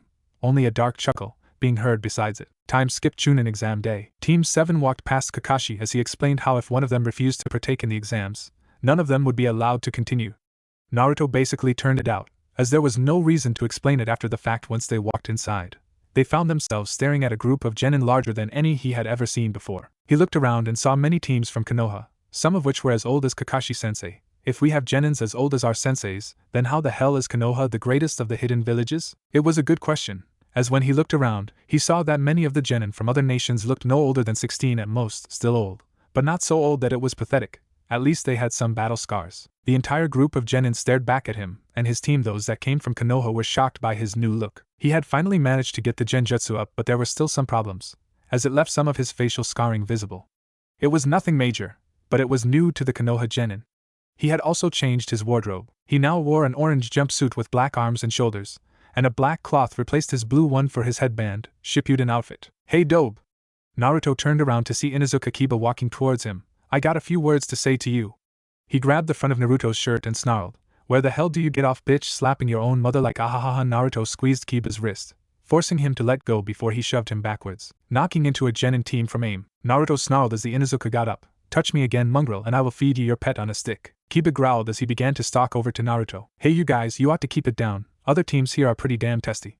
Kiba and Naruto stopped their dispute and looked at the one who spoke. He was a white-haired teen with a purple shinobi outfit, and wore a pair of glasses. Naruto snorted, "Who the hell are you? And why the hell should we listen to you?" The man smiled, "Oh, I am terribly sorry, my name is Yakushi Kabuto." He smirked as he pointed behind him. "As for why you guys ought to keep it down, take a look at them." Naruto, Kiba, Sasuke, and Sakura looked behind Kabuto to see most of the people glaring at them, releasing a bit of ki.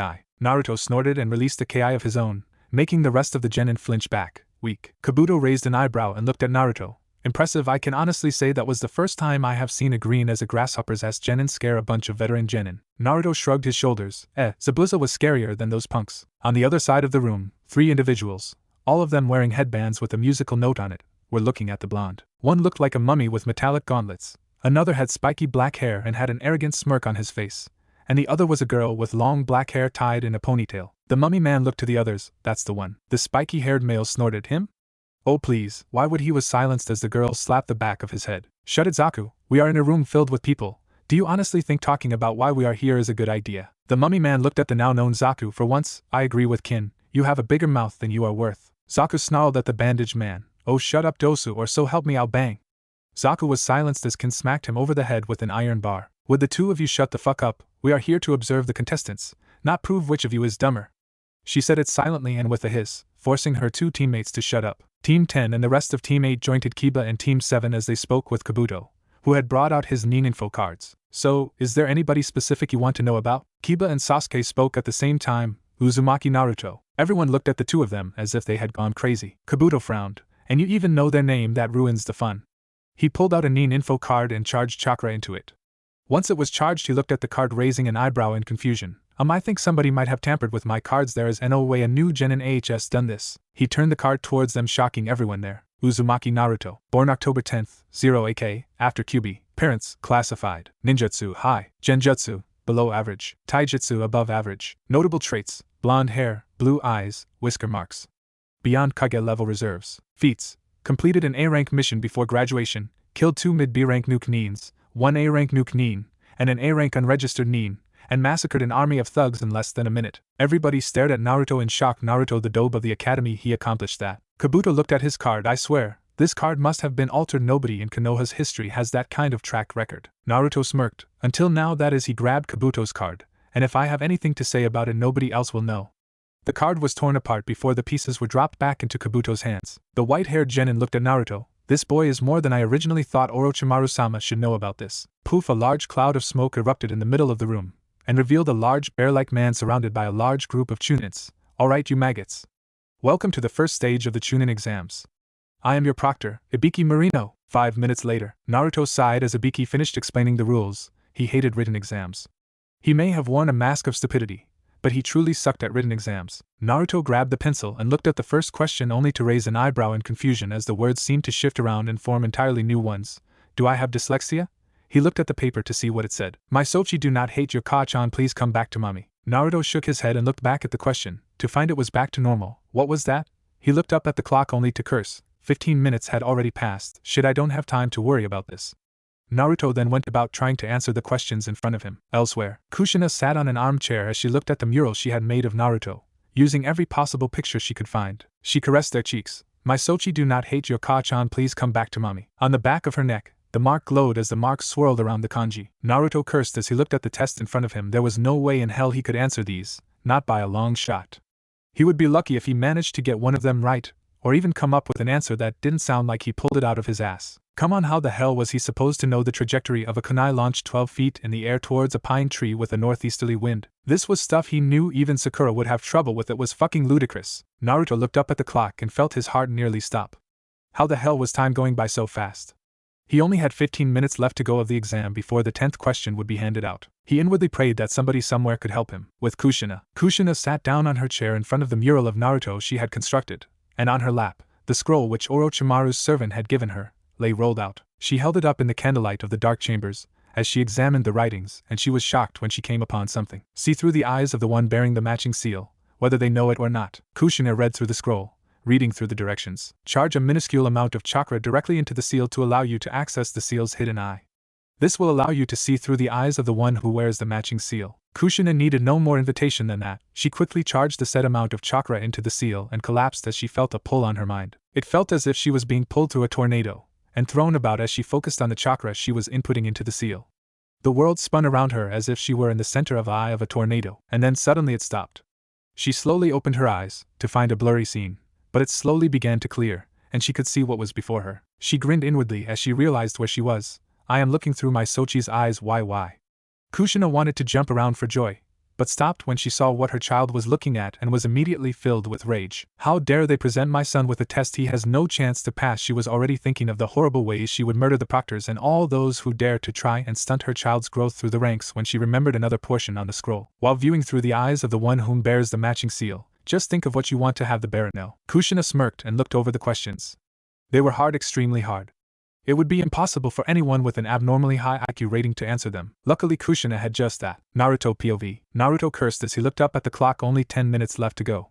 There was no way in hell he was going to figure out enough of the problems to get through this. Third pine branch to the southern edge with a 45 tilt to the blade. Naruto practically jumped out of his skin when he heard somebody speak in his head.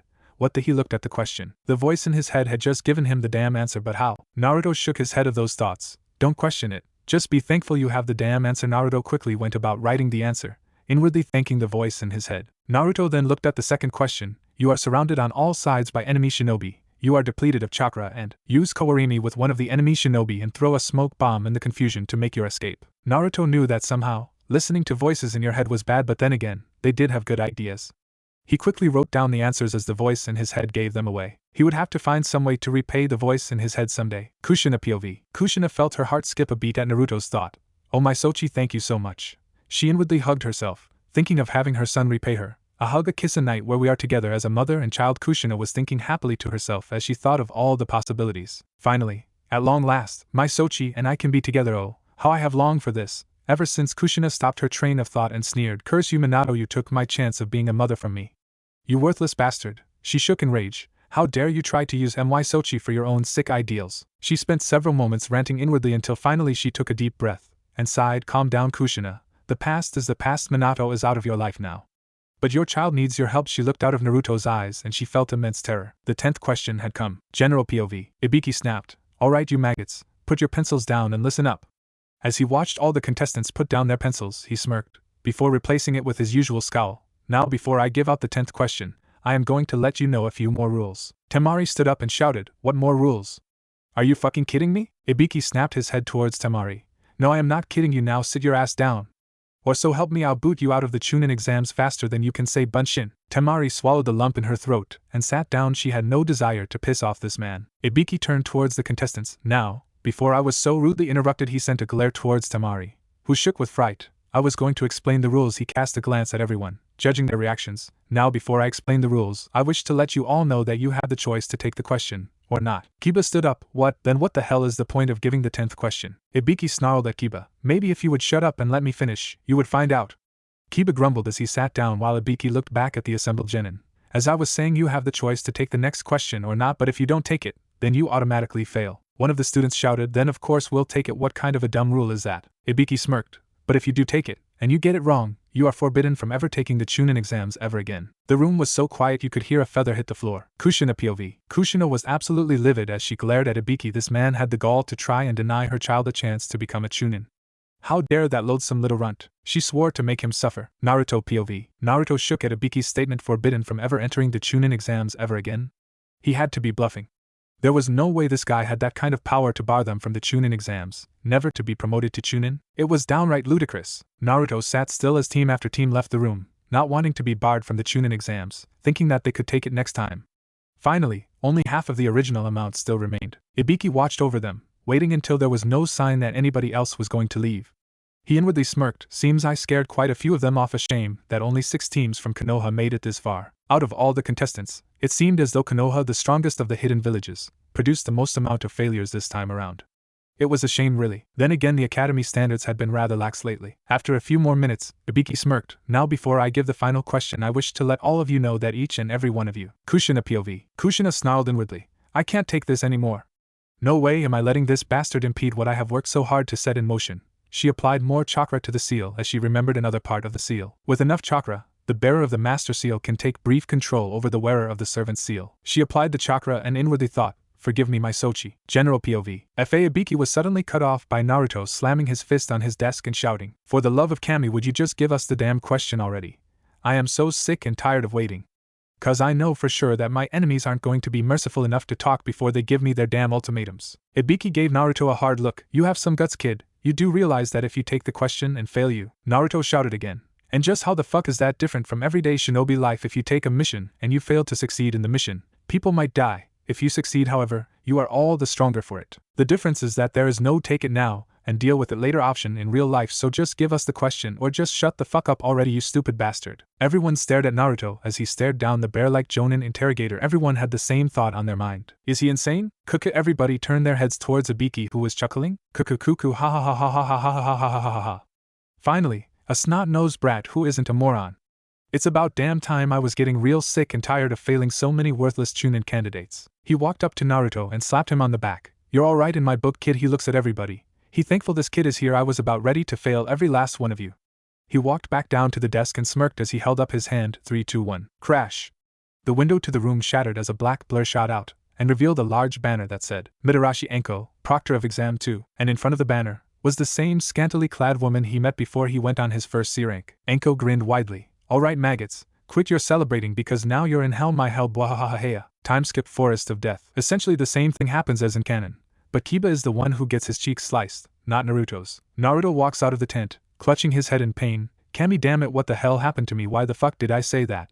He shook his head. Oh well, no use dwelling on it, I'm here, so I can't really complain all that much. He walked over to his team but stopped when he felt a hand on his shoulder. He quickly snapped around and found himself staring at the kunoichi from Kusugakure that got behind the proctor earlier when she sliced Kiba's cheek. She had ebony black hair, tan skin with a beautiful feminine figure, a slight bust. She wore a form-fitting outfit, but Naruto could sense the power rolling off of her. She grinned lightly. So is it true? Are you Uzumaki Naruto? Naruto shook her hand off his shoulder. Who wants to know? The woman chuckled. Oh, I would like to know, Naruto-kun. She started walking around him, as if examining a fine piece of artwork. I heard about your exploits in Nami no Kuni, how you mercilessly butchered an army of thugs, took down a missing nin that could challenge an NBU Black Ops, and ended the mighty Momochi Zabuza himself. She placed her hand on Naruto's chin. I would like to know so much more about such a strong. She grinned a bit as she ran her fingers along his skin. And handsome shinobi. Naruto snorted and batted her hand away, not interested. The kunoichi frowned but smiled. Soon enough Naruto-kun, a mark on the back of her neck glowed. Soon enough she walked away with a saunter to her steps towards her teammates, who seemed to be standing there lifeless until she passed by them, and then followed her like obedient dogs. Naruto arrived at the gate where his two teammates were waiting, and rested his back against the wall as Sasuke glared holes in him. Alright everyone, be ready, because once those gates open, you are on your own, remember. Do not lose your teammates, do not lose your scroll, and stay alive. The lights on the door shifted red. Teammates settled themselves into their stances. Kiba was angrily looking in the direction of Naruto's gate. I am going to show him just where he stands. The lights shifted orange. The Kusugakure kunoichi licked her lips. Here I come, Naruto-kun. The lights turned green and a loud beep went over the intercom as the gates swung open, and the teams launched themselves inside. The second portion of the Chunin exams had begun. With Kushina. Kushina was pacing in her room as she looked over the scroll that Orochimaru had provided to her. How did Orochimaru come up with this? She examined the seals. This is so much like the cursed seals he makes, but it's far more advanced. Hello Kushina. Kushina snapped her head around to find Orochimaru standing right behind her. So, I see you have already progressed in studying the seal's capabilities. Kushina watched Orochimaru as he walked over to the scroll, and ran his fingers along the ink. You know Kushina, you and I are so very much alike. He turned towards Kushina, who had a look of confusion on her face. Both of us have goals that all others believe are unattainable, yet despite that, we go to the greatest of lengths to see to it that our desires become reality. He grinned, even selling out our own homes. Kushina sneered, how dare you, vile snake, compare me to Orochimaru? Raised his hand, cutting her off. Don't try and deny it, Kushina. It will make life so much easier. Kushina took a deep breath. Why are you here? Orochimaru grinned, straight to the point. I like that. He turned completely towards her. I thought I should let you know that I am having one of my subordinates follow your son in the exams just to make certain he is safe. Kushina raised an eyebrow. Why is that so important if they are there to protect him then? However, the subordinate I sent is a bit unstable. He grinned and looked at Kushina, who got a look of panic on her face. I was previously unaware of her instability until I found this. He placed a folder on her bed. Sadly, the exams have tighter security than I thought this year, so I can't go in and take care of her myself, so I thought perhaps you would be able to do something, HM? He smirked lightly before he melted into the floor and vanished. What do you mean unstable? Kushina asked, her voice cracking in fright at the possible implications. Orochimaru smiled and pulled out a folder. Perhaps this will enlighten you. He placed it on her bed before he vanished into the floor. Kushina walked over to the folder and quickly opened it, and her eyes widened in terror and fury. Oh Kami, no! She dropped the folder and ran out of the room towards the Forest of Death. Unknown location. Orochimaru stalked down the halls of his hidden base, a dark chuckle escaping his lips. I guess that was a bit cruel, but unless she learns to access the curse seal, then it will not matter how well she learns to use that scroll. His smile contorted into a grin. And what better way than to make her want to kill a convicted rapist who is after her child? Naruto, Sasuke, and Sakura leapt through the Forest of Death in the direction of the tower. The three of them had already agreed that heading to the tower and setting traps was the easiest way for them to get another scroll. Currently, Naruto was scowling as he looked around, still aggravated at what he had done in the examination hall. Sakura looked towards Naruto and lightly bit her lip. Naruto, what you did back in the exam room, that was. Never speak of it again. Naruto spat with absolute hate and venom. Sakura flinched back at the cruel tone in Naruto's voice as Sasuke sneered at him. What is your problem, Naruto? She was just trying to be nice to you. Why do you have to cut her down for that? He asked angrily. Naruto glared at Sasuke. To what point is how I treat her any of your business? He snapped with distaste and leapt further into the forest. Sasuke scowled as Sakura looked down. Ever since the incident in the office where they met his mother, Naruto's temper had grown shorter and shorter. He now would strike at them with harsh words whenever they spoke to them, and in spars they would not walk away without some severe bruising. What happened to the Naruto they once knew? As they followed after their blonde teammate, they never noticed the glistening lust-filled eyes watching them leave. At the gates of the Forest of Death, Mitarashi Anko was sitting on a stump eating dango, smiling as she hummed to herself while the screams from the forest had echoed through her ears. Ah, so they've already started. Grinning to herself, she took the dango stick out of her mouth and flung it at a tree, completing a toothpick insignia of Konoha. Leaning back, she smiled to herself. I wonder whose blood has been spilled first? She chuckled and reached for her dango. Yours SQLCH. Anko's eyes widened as her hand was just about to grab the last stick of dango. She slowly turned her head towards her stomach to find a blade sticking out of her. As quickly as it had entered, it was torn out, causing blood to pour out of Anko's stomach and back as she fell over, already feeling lightheaded from the sudden loss of blood. Coughing up blood, she looked up as her assailant walked past her. Even through her dim gaze, she managed to catch a single feature on her assailant: their fiery red hair. With that single trait remembered, she lost consciousness as the blood began to pool around her. With Team 7, Naruto stopped in a clearing and looked around while Sasuke and Sakura stopped behind him. Naruto turned towards them. Let's set up some traps here. Sasuke raised an eyebrow. Why? We are not even halfway through the forest yet? Naruto turned around and looked at him, crossing his arms. Because Sasuke, if we set up some traps before the tower, they will already be tired out before we even finish setting up the traps near the tower, making them easier to take down. He took off his backpack and started rooting through it, while Sasuke scoffed and turned around, about to set up some traps of his own. Sakura sighed and shook her head, then looked up as she heard a twig snapping. Naruto and Sasuke heard the same thing and looked up in the direction the twig snap was heard, and they quickly pulled out their kunai. The bushes rustled as they lowered into a fighting stance. They were about to throw their kunai at the bush as the leaves parted to reveal a deer. The deer looked up at them and tilted its head, swiftly turning around and running into the forest. The three of them breathed a sigh of relief and resumed a rest position. In the trees, a pair of eyes grinned and smirked as it reached into its pouch and pulled out a spherical object covered in tiny holes. Outside Forest of Death, Kotetsu and Izumo were heading in the direction of the Forest of Death, carrying several documents from the Hokage's office. Kotetsu sighed in annoyance. Good grief, why do we have to do this? Izumo snapped in annoyance. For the 17th time, Kotetsu, it's because it is our job. Now stop whining, you sound like my mother. Kotetsu frowned and stuck out his tongue, then sighed in annoyance. But seriously, what is the point of this? Izumo stopped and shrugged. I am not sure. Sandaime-sama wants Anko to sign these forms for some reason. Kotetsu frowned. Why Anko? Aren't there more qualified people for signing forms? Izumo took the top sheet and handed it to Kotetsu. Read it. Kotetsu took the sheet and looked at it. His eyes widened in recognition. Oh, I see now. Izumo smirked and snatched it from Kotetsu's hands. Yeah, tell me about it. And began to walk ahead, the Forest of Death in sight. Kotetsu sighed and scratched his head as they were nearing the Forest of Death. How does somebody rack a bill? Kotetsu stopped as Izumo froze in front of him. Hey, Izumo, what is going on up? Anko!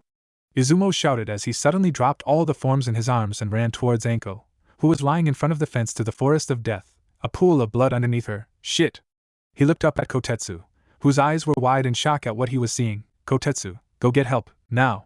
She has lost a lot of blood. Kotetsu did as he was told and set down the forms, then ran in the direction of the nearest aide, while Izumo tried to seal up Anko's wound. Izumo scowled as he looked up at the forest. What the hell happened here? In the forest, a figure slashed a tree in two, and frantically looked around, carrying a long katana tinted with red. The figure leapt off into the distance, passing through a ray of sunlight. The figure was in fact Kushina, wearing her usual clothing, but carrying a katana coated with blood. On her neck, her seal glowed brightly as it began to shift and stretch over her body. I am coming, my Sochi. Naruto. Naruto hissed in pain, dropping the wire he was trying to string up for a trap, clutching the back of his neck as he felt a burning sensation as a voice echoed in his head. I am coming, my Sochi. Hissing, he ignored the burning sensation as he returned to the task before him. Sasuke cursed as he cut open his palm, then looked towards Naruto. This is ridiculous, Naruto. By the time most of the teams reach the edge of the forest and get to the tower, they will be too tired to fight. What is the point of tiring ourselves out making useless traps? Naruto snarled and stood up. Do you honestly think that the forest alone will be enough?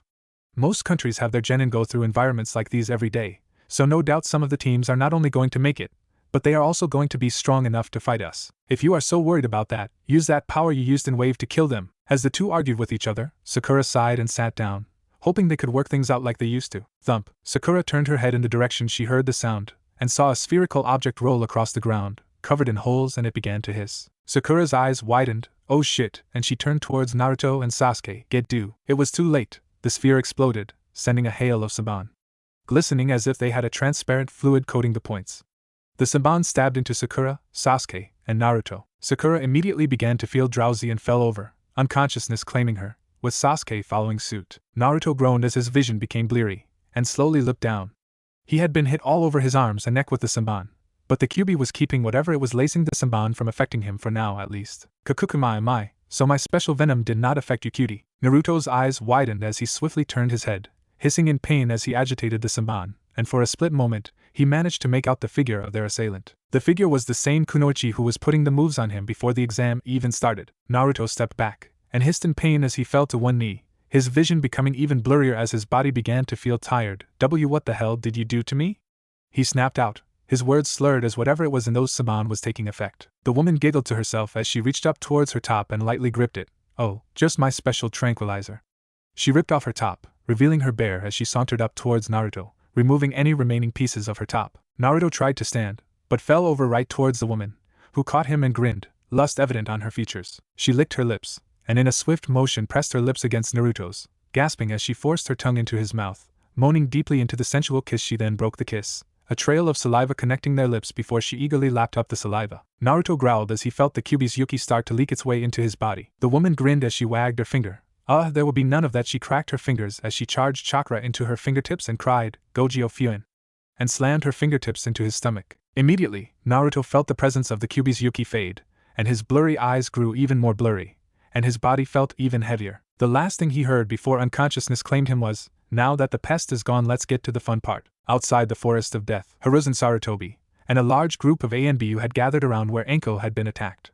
Hiruzen had donned his battle armor and turned towards the ANBU, squads Alpha, Beta, and Epsilon, enter the forest and locate all genin squads and escort them out of the forest, or to the tower. Squads Gamma, Delta, and Omega, enter and find the hostile as quickly as you can. The rest of you, create a perimeter around the forest, and make sure that you stop them and make sure they are not hostiles before you let them pass. As of now, the Chunin exams are over. Move out. The ANBU saluted, Hi Hokage-sama, and darted into their positions. Hiruzen looked towards the forest, clenching his fists. Be safe. In the forest, Kushina darted through the trees, frantically looking around for her child, her eyes darting left and right at the slightest sound. Kushina finally stopped as she felt a sharp pain resound throughout her stomach, and the echoing sound of Gojo Fuin reverberated through her eardrums. Kushina then snapped her head to the left as the marks from her seal stretched further across her body, and she sped in the direction she had turned to. With Naruto. Naruto had been tied up, spread eagle, his trousers and undergarments completely removed.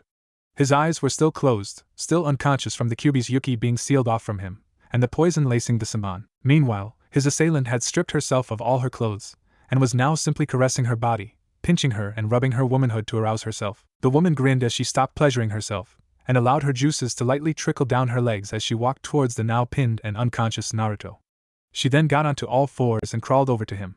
Grinning, she grabbed his exposed manhood and lightly squeezed it, causing it to harden. The woman crawled up to Naruto's ear and whispered with lust, You are mine, and she crawls on top of him, positioning his manhood at her entrance. Back off, my Sochi bitch. Before she could turn her head, she was kicked off of Naruto, and skidded several feet back, before slamming into one of the many surrounding trees. Gritting her teeth, the woman turned to see who assaulted her. Standing in front of the vulnerable Naruto was Kushina, holding a katana coated in blood, her eyes filled with hate and dark markings slowly trickling across her body. "Keep your filthy hands off, and why, child, you wench?" The woman could not help but shiver at Kushina's distorted voice, which kept shifting between pitches, yet still keeping her normal voice. She could not help but stare at the markings trickling across Kushina's flesh. Orochimaru-sama's curse mark? Kushina snarled and charged at the girl, her katana raised to kill. Die. The woman jumped to the side just in time to avoid Kushina's blade, and grinned. "So, Orochimaru-sama gave you a curse mark as well. This will make things that much more fun." She jumped at Kushina and kicked her in the side before she could react, then jumped back as Kushina stumbled. Kushina growled at the woman, "I am going to make you suffer." The marks trickled faster over her skin, and her left eye began to turn a golden color. The woman grinned as a dark chakra leaked out from her body, and the same markings on Kushina quickly spread across her body. "We shall see." The markings continued to spread across her body, causing her features to change. Her black hair was tinted with a darker hue, her once pale skin turning a dark ghostly gray color. Her nails lengthened into talons, and her teeth became as fangs. Her eyes were overcome by a golden yellow hue as she snickered darkly. "Once I am finished with you, I will introduce your precious child to so many pleasures." Kushina snarled hatefully, "Not on your life," and charged towards the woman, swinging her katana with killing intent. Hidden location. Sitting upon a serpent-like throne, the snake Sannin opened his golden slitted snake eyes, and grinned as he felt a shiver of dark power course through his veins. He chuckled to himself as he interlaced his fingers. All according to plan. He smirked and looked to the ceiling. "Milord." Orochimaru looked back down as his servant kneeled before him, an aged scroll in hand. "As you have commanded, milord." He presented the aged scroll to the snake Sannin. Orochimaru smiled as he reached out and took the scroll from the man. "Were there any complications?" The man kneeling before him shook his head. "None, milord." The scroll was as unguarded as a stone in the road. The snake Sannin's smile widened as he hissed. "Good." With a wave of his hand, the servant got up and left. Smiling down towards the scroll, he turned it over, revealing the seals of the Uchiha and Senju clans. "Now, the history and knowledge of the Uchiha and Senju clans is mine." Swiftly opening the scroll, Orochimaru looked upon its contents, and his grin reached almost impossible proportions as he saw its contents. Meanwhile, Kushina skidded back, her left eye still the same golden color as before as he katana dripped with new blood. The woman stumbled several feet, clutching her side as she was still in her curse mark form. A river of blood trailing down from the open wound on her side. Kushina let out a war cry, and charged at the woman who was now unable to defend herself, the dark markings from the curse mark crawling over her flesh even faster than before. Squelch! Before the woman could move, Kushina had driven her sword deep into the woman's sternum, clean out through her back. She coughed up several globs of blood as Kushina tore the blade out of her, then in a sudden movement swung it back, severing the woman's head from her shoulders. As the woman's head hit the ground, the dark marks on Kushina's body receded back into the original seal just before ANBUs swarmed the area. It was quiet, more silent than a grave, more silent than a hushed blow of wind. Beep. The silence was broken by the hospital monitor, hooked up to the unconscious form of one Enko Mitarashi. The Sandaime stood over her, a few stray tears leaking from his eyes as he looked at her form. Enko. He reached out and gently touched her cheek. After Izumo and Kotetsu had found Enko, they had immediately gotten help as quickly as they could. ANBU and Medic Nin arrived with the ANBU contingency that headed into the forest of death. She had been rushed to the hospital as quickly as possible. Upon arrival, her heart had stopped a few times from loss of blood. It took several Medic Nin and a few shinobi to restart her heart, but even then she was not out of the woods. They had to utilize over 20 packs of blood, and even then, it was only to keep her alive while they got to the other problems with her body. Whatever had been used to impale her had also cut through her liver, intestine, and had started to spill waste from those two organs into the body.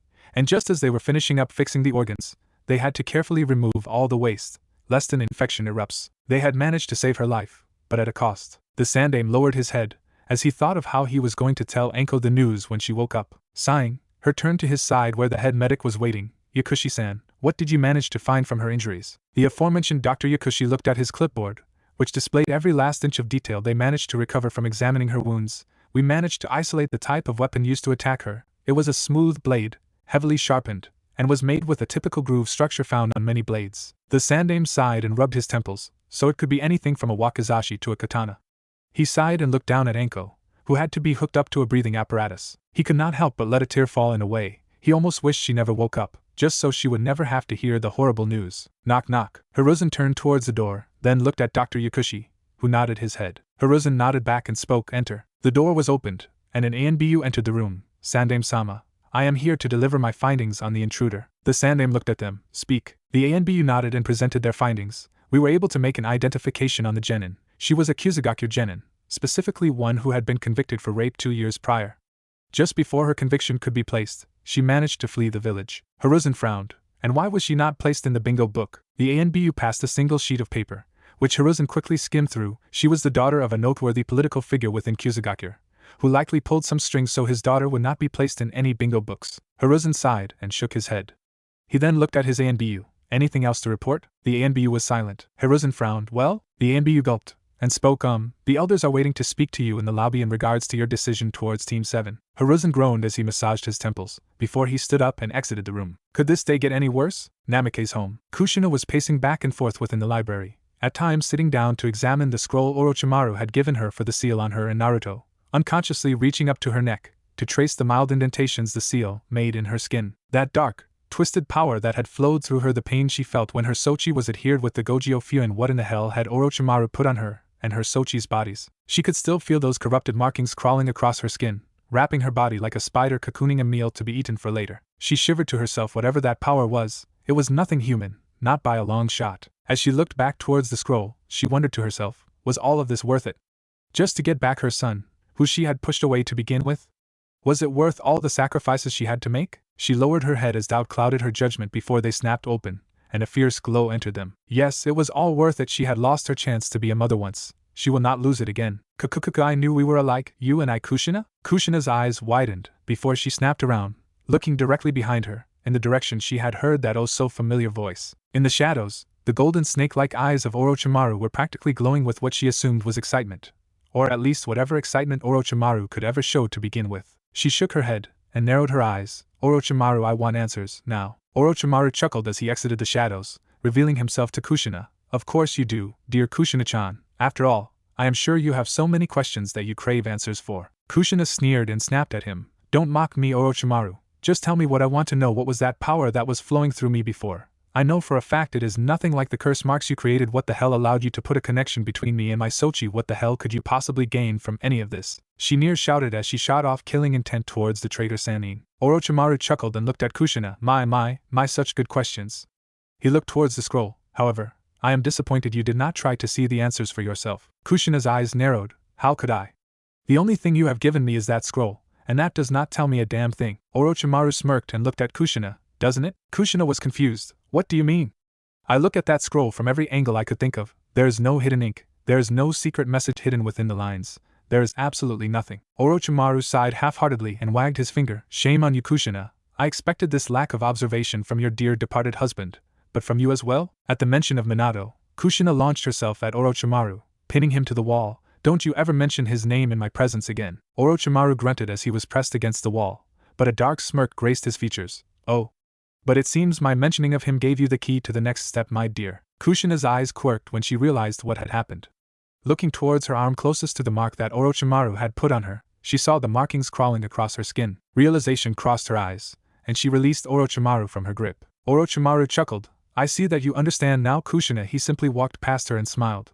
As his chakra seemingly vanished from the complex, a dark chuckle escaped his lips. Kushina looked up suddenly and ran back to the scroll, and she closed her eyes. All the while, the markings continued to trail across her arm. With the Sandaime, Hiruzen sighed as he left Enko's hospital room and headed towards the lobby.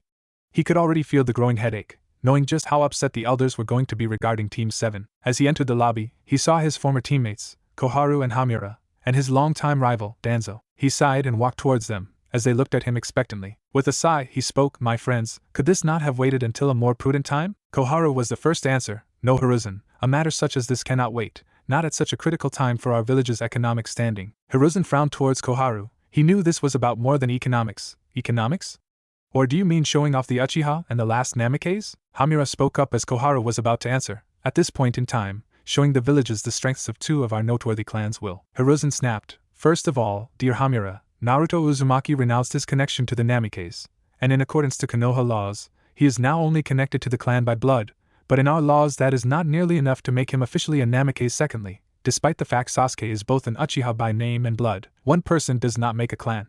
Even still, you know damn well why I made the decision that I did. Hamura and Koharu growled, but Danzo stepped forward. Hiruzen, surely you have not forgotten that our village is still recovering from the Kyuubi attack, and the war we had with Kumogakure not even a decade ago. At this point in time, do you not feel it prudent to impress our clients by any means available in order to speed up our recovery? Surely bending a few rules is a small price to pay. Hiruzen frowned. Those who enforce the laws must obey it. Danzo, Would we even be having this conversation if Team 8 or Team 10 were the issue here? Danzo frowned and remained silent. Hiruzen snorted, that is what I thought.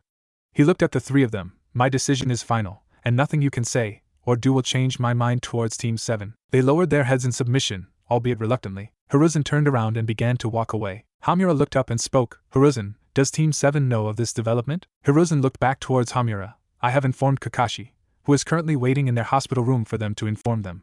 He turned away and began to walk off towards Anko's room. Team 7. Team 7 had been evacuated from the Forest of Death upon their discovery by the ANBU. They had been quickly brought to the hospital where they were treated for the toxin that was in their system. Sasuke and Sakura had since woken up, as they had the least amount of the toxin in their system. The moment they had woken up, Kakashi was there waiting for them to awake, and had told them their situation. Neither Sasuke or Sakura were pleased. What? Are you fucking kidding me? Sasuke and Kakashi covered their ears as Sakura shrieked. We go through all that shit and this is how we are rewarded. Kakashi winced as his ears were ringing, sighing as he slapped the side of his head to get the ringing out of his ears. I am as unhappy about it as you are. But the Hokage's decision is final. I am sorry. But even if I pleaded this to the council, the Sandaime will not back down on this. He sighed heavily. Believe me, I tried to get him to change his mind but Sasuke and Sakura tuned him out, as they were too angry to listen to him. Their gaze instead turned to the bed of the last of their team who was still unconscious. Naruto had taken the brunt of the toxin, and so far it was taking him a lot longer to recover. Kakashi caught their gaze, and a worried sigh escaped his lips. Ever since that incident with Kushina before the wave mission, Naruto had become more and more violent and aggressive. He only hoped that this did not push him over the deep end, especially since Kushina herself was involved. With Anko Mitarashi, Hiruzen had returned to Anko's room as soon as he had gotten away from his old teammates and his old warhawk of a comrade Danzo. How often he just wanted to release every bit of stress those three had caused him, and bury all three of them underneath a pile of rock. However, he had kept his composure all these years, and he was not about to snap just because they could not have their precious Uchiha and Naruto in the exams. Knock knock. Hiruzen looked towards the door and saw another nurse looking through the small window on the door. Enter. The nurse entered and spoke. Sandaime-sama, several ANBU just returned from the forest after doing a full sweep of it. They refused to divulge any information until you arrived. Hiruzen frowned and looked back at Anko. Tell them that I will receive their report later. The nurse gulped and looked back, then turned to the Sandaime, asked Sandaime-sama. They said it could not wait. Hiruzen slowly turned his head around, a cold look about him. Are you disobeying the orders of your Sandaime? The nurse shivered in fright and gulped. They said it was a red alert. Hiruzen's eyes widened, before he frowned and looked back towards Anko. He then looked back at the nurse. Nobody is allowed to enter this room besides Dr. Yakushi or myself. Am I understood? The nurse nodded her head. Why yes, Sandaime-sama. The Sandaime quickly stood up and hurried down the hallway as the nurse closed the door. The nurse sighed heavily and looked back at Anko's room with a frown. The Sandaime was right to be worried about Anko. It was not easy saving her life, and with what they had to take from her to keep her breathing, she was certain that he wanted to tell her the news herself. The nurse turned and was about to walk away. Excuse me, Nurse-san. The nurse turned around to see a doctor walking towards her. The nurse turned around. Doctor, how can I help you? The doctor looked at her with a stoic look. Dr. Yakushi sent me to determine Mitarashi-san's current condition. I would like for you to be present in case I require aid should any problems arise. The nurse's eyes widened. As the doctor went to reach for the door handle, her hand grasped the handle. I am sorry, doctor, but the Sandaime has ordered that nobody besides Dr. Yakushi or himself are allowed to enter this room. The doctor frowned. Dr. Yakushi himself sent me. I am sure the Sandaime will understand if. The nurse snapped. Sandaime's orders. Meanwhile, Anko's eyes began to flutter as her body twitched, trying to wake up. Groaning, she looked up at the ceiling. Her eyes were filled with confusion. Why was she in the hospital? Last thing she remembered was being in front of the Forest of Death when her eyes widened as she suddenly jolted into a sitting position. Oh Kami, I have to report to Sandaime-sama. Anko tried to get off the bed, only for her to fall off the hospital bed and slam into the floor. Cursing, she looked at her legs. What the fuck? She could only barely move her legs, and even so, it was only a minor twitch at most. She cursed and tried to stand again, only to stop as she heard a loud argument just outside the room. She remained quiet and listened closely. I'm telling you, Dr. Yakushi wants me to do a full scan of Mitarashi-san in case anything else is wrong with her, and I am telling you that the Sandaime ordered that nobody was to enter the room besides himself, or Dr. Yakushi. Since the Sandaime never expressed on the detail of Dr. Yakushi sending someone, I have no choice but to obey his orders and deny you entrance to this room. With all due respect, nurse, you are being stubborn for valid, yet unnecessary reasons. I however have to ensure that there is nothing else wrong with Mitarashi-san. Anko's eyes widened in shock. What was wrong with her? Unnecessary? Are you suggesting treason against your Sandaime? 'Cause that is exactly what disobeying a direct order from him is, treason, and I don't intend to be on the chopping block because I took your word at face value. Listen here, from just the surgery we had to do to save her life, we discovered that whatever had injured her had also nicked her spine enough that she will never be a shinobi again. That does not even include what we had to remove in order to keep her still breathing and prevent her from gaining any infections. Her capability in being a mother is now gone. And that was just from surgery, so Anko tuned out the doctor and the nurse's argument, and she looked down at her legs, still twitching as she tried to force them to move, now going limp as she stopped trying subconsciously. Her eyes that passed towards her navel, her barren navel. She would never be a shinobi, she would never be a mother. Meanwhile, the doctor continued to shout at the nurse, and that was just from the surgery, so if all that happened at first glance, I need to make damn well sure there are no other issues. I cannot consciously let a potential further infection or another injury go untreated just because the Sandame is paranoid about what could just be a random attack. Is that so, doctor? The doctor froze in place as he slowly turned his head to see the anger-filled eyes of the Sandame Hokage. Gulping, the doctor spoke, as Sandame-sama, do you mind telling me why you seem adamant to see a patient that your Hokage has deemed inaccessible to you? Regardless of orders from whoever? The doctor stuttered, DDR. Yakushi wanted me to. Dr. Yakushi's position does not supersede my orders. The Sandame reached for the handle and began to open the door. Be lucky that Mitarashi-san is comatose. As with what you revealed without my consent, I could EASILY whatever the Sandame was going to say died in his throat as he looked into the room, and saw Anko Mitarashi laying on the floor, her eyes filled with despair. The Sandame knew by that look in her eyes everything the doctor had said to the nurse, Anko had heard. Taking a deep breath, the Sandame walked up to Anko, still lying on the floor. He leaned down to the purple-haired jonin Anko. Anko slowly turned her head towards him, and whimpered, is it true? She whimpered pathetically, will I truly never be a shinobi again? Will I never be a mother? The Sandame felt his heart break. Those were two questions he never wanted to answer, and he truly had no way to answer. I am so sorry, Anko. Anko knew what his answer was, and it broke the dam that held back her tears. In a heart-wrenching sob, she buried her face into the floor, sobbing as she subconsciously reached for her navel, and grasped onto the shirt covering her navel. The Sandame lowered his head as he gently rubbed Anko's back, but not before casting a cruel glare back at the doctor, who was also being glared at by the nurse. Meanwhile, Naruto groaned as he slowly woke up. His eyes darted about the room as he managed to fully wake, and his eyes widened as he suddenly shot up and looked around to find Sakura, Sasuke, and Kakashi sitting around his bed. Naruto rubbed his eyes and looked where he was, frowning. I'm in a hospital. He looked around again, and his eyes were filled with panic as he turned towards the window, seeing the village of Konohagakure outside. Why were they back in the village? It was only after making these observations that he fully grasped that his team was in the hospital room with him. What is going on? Why are we in a hospital? He turned and looked around. Why aren't we in the forest? The exam. Sasuke and Sakura flinched, while Kakashi lowered his book and sighed. Naruto, perhaps you should calm down a bit. Naruto looked at Kakashi and frowned. Calm down? We were in the forest. Why the hell are we in a hospital? He began to get out of the hospital bed and looked around. He saw his clothes were sitting on a bench nearby, folded neatly. He walked over and grabbed them and began to put them on. Kakashi-sensei, where do we go to get back to the forest? We have to get back to the exams now.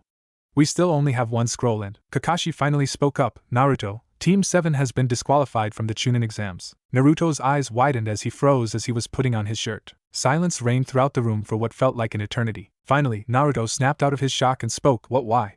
He suddenly snapped, aggression clearly in his voice. Kakashi sighed and shook his head inwardly. He was hoping he would not have had to explain why they were disqualified. Sadly, it seemed as though Kami was spitting upon his desires. You were disqualified because Team 7 received outside help. Naruto snarled. Outside help? The last thing I remember was that Psycho Kusa bitch before I went completely unconscious. How the hell could we have known we got outside help? And on another matter, who the hell was it that helped us?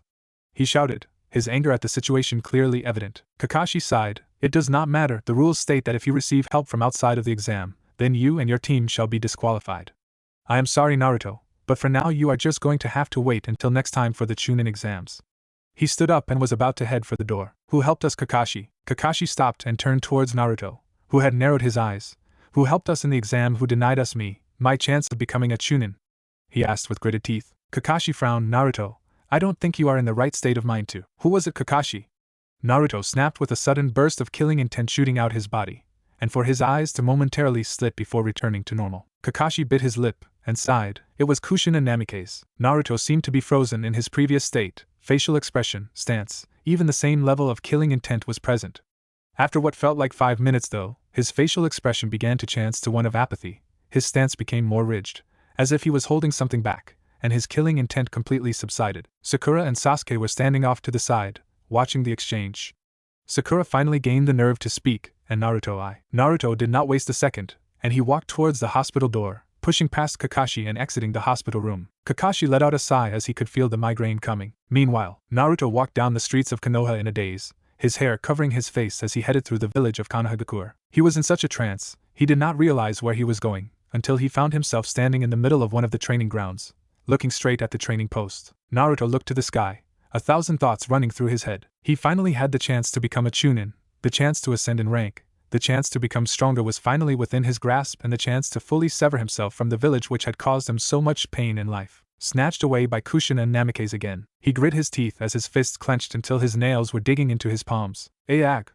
And he swung his fist as hard as he possibly could into the training post, a resounding crack being heard throughout the clearing, causing the smaller animals to scatter at the sound. Naruto cursed as he brought his fist back, and saw what he had done to his hand.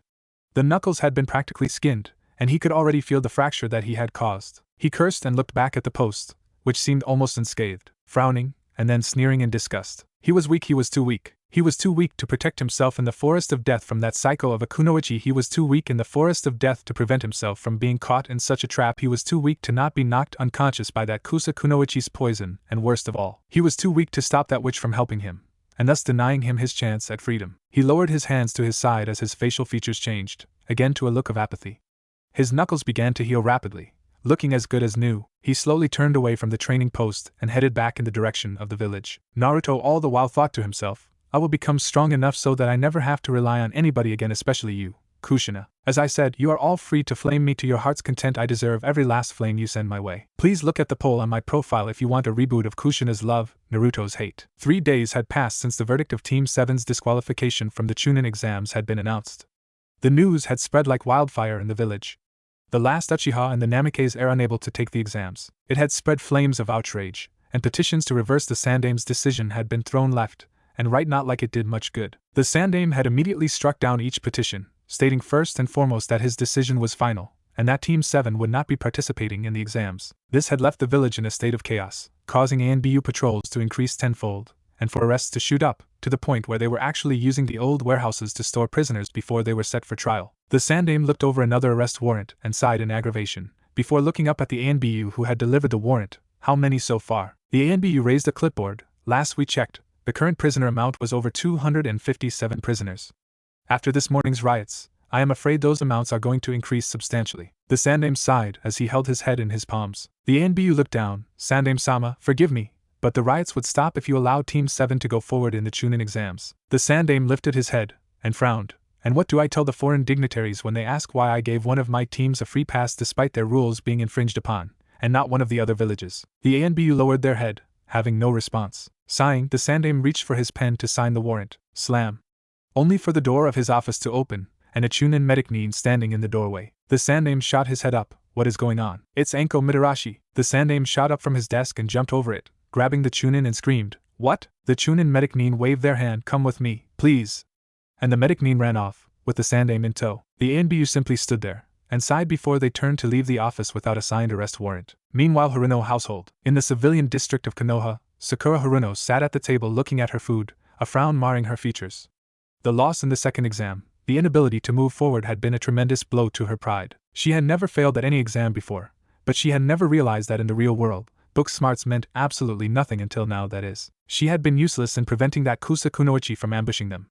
The battle had been so one-sided, it hadn't even been a battle, it was a slaughter. Sighing, she looked through the scrolls she had piled off to the side as she ate. She had a long road ahead of her if she ever wanted to be a better kunoichi. Meanwhile, Uchiha residence. Sasuke Uchiha was in the Uchiha clan training ground, shooting through hand signs as he tried to master an Uchiha clan technique. He may have been disqualified from the Chunin exams, but that did not mean he couldn't train. The Chunin exams were not the only method of which a shinobi went through the ranks. If he could prove himself in the field, he could move through the ranks all the quicker. Sasuke went through a second set of hand seals, and fired another Gokaku no Jutsu at the still burning post. Meanwhile, Kakashi was sitting at a table in a tea shop, sighing as he read his book. The disqualification of his team had spread quickly amongst the shinobi ranks. Because of it, Kakashi had become a laughingstock in the shinobi ranks. The first team he ever took, and they had been disqualified in the Chunin exam's second exam. The expectations placed on his team just because they were his students had been tremendous. The fact they had not reached those expectations had reflected poorly on Kakashi. Rumors were already spreading about why students of the elite Kakashi Hatake had failed to pass the Chunin exams. Some more cruel and ridiculous than others. Kakashi looked at his book, and turned the page, and wrote down notes on a nearby sheet. To the untrained eye, these notes were just scribbles, nothing more.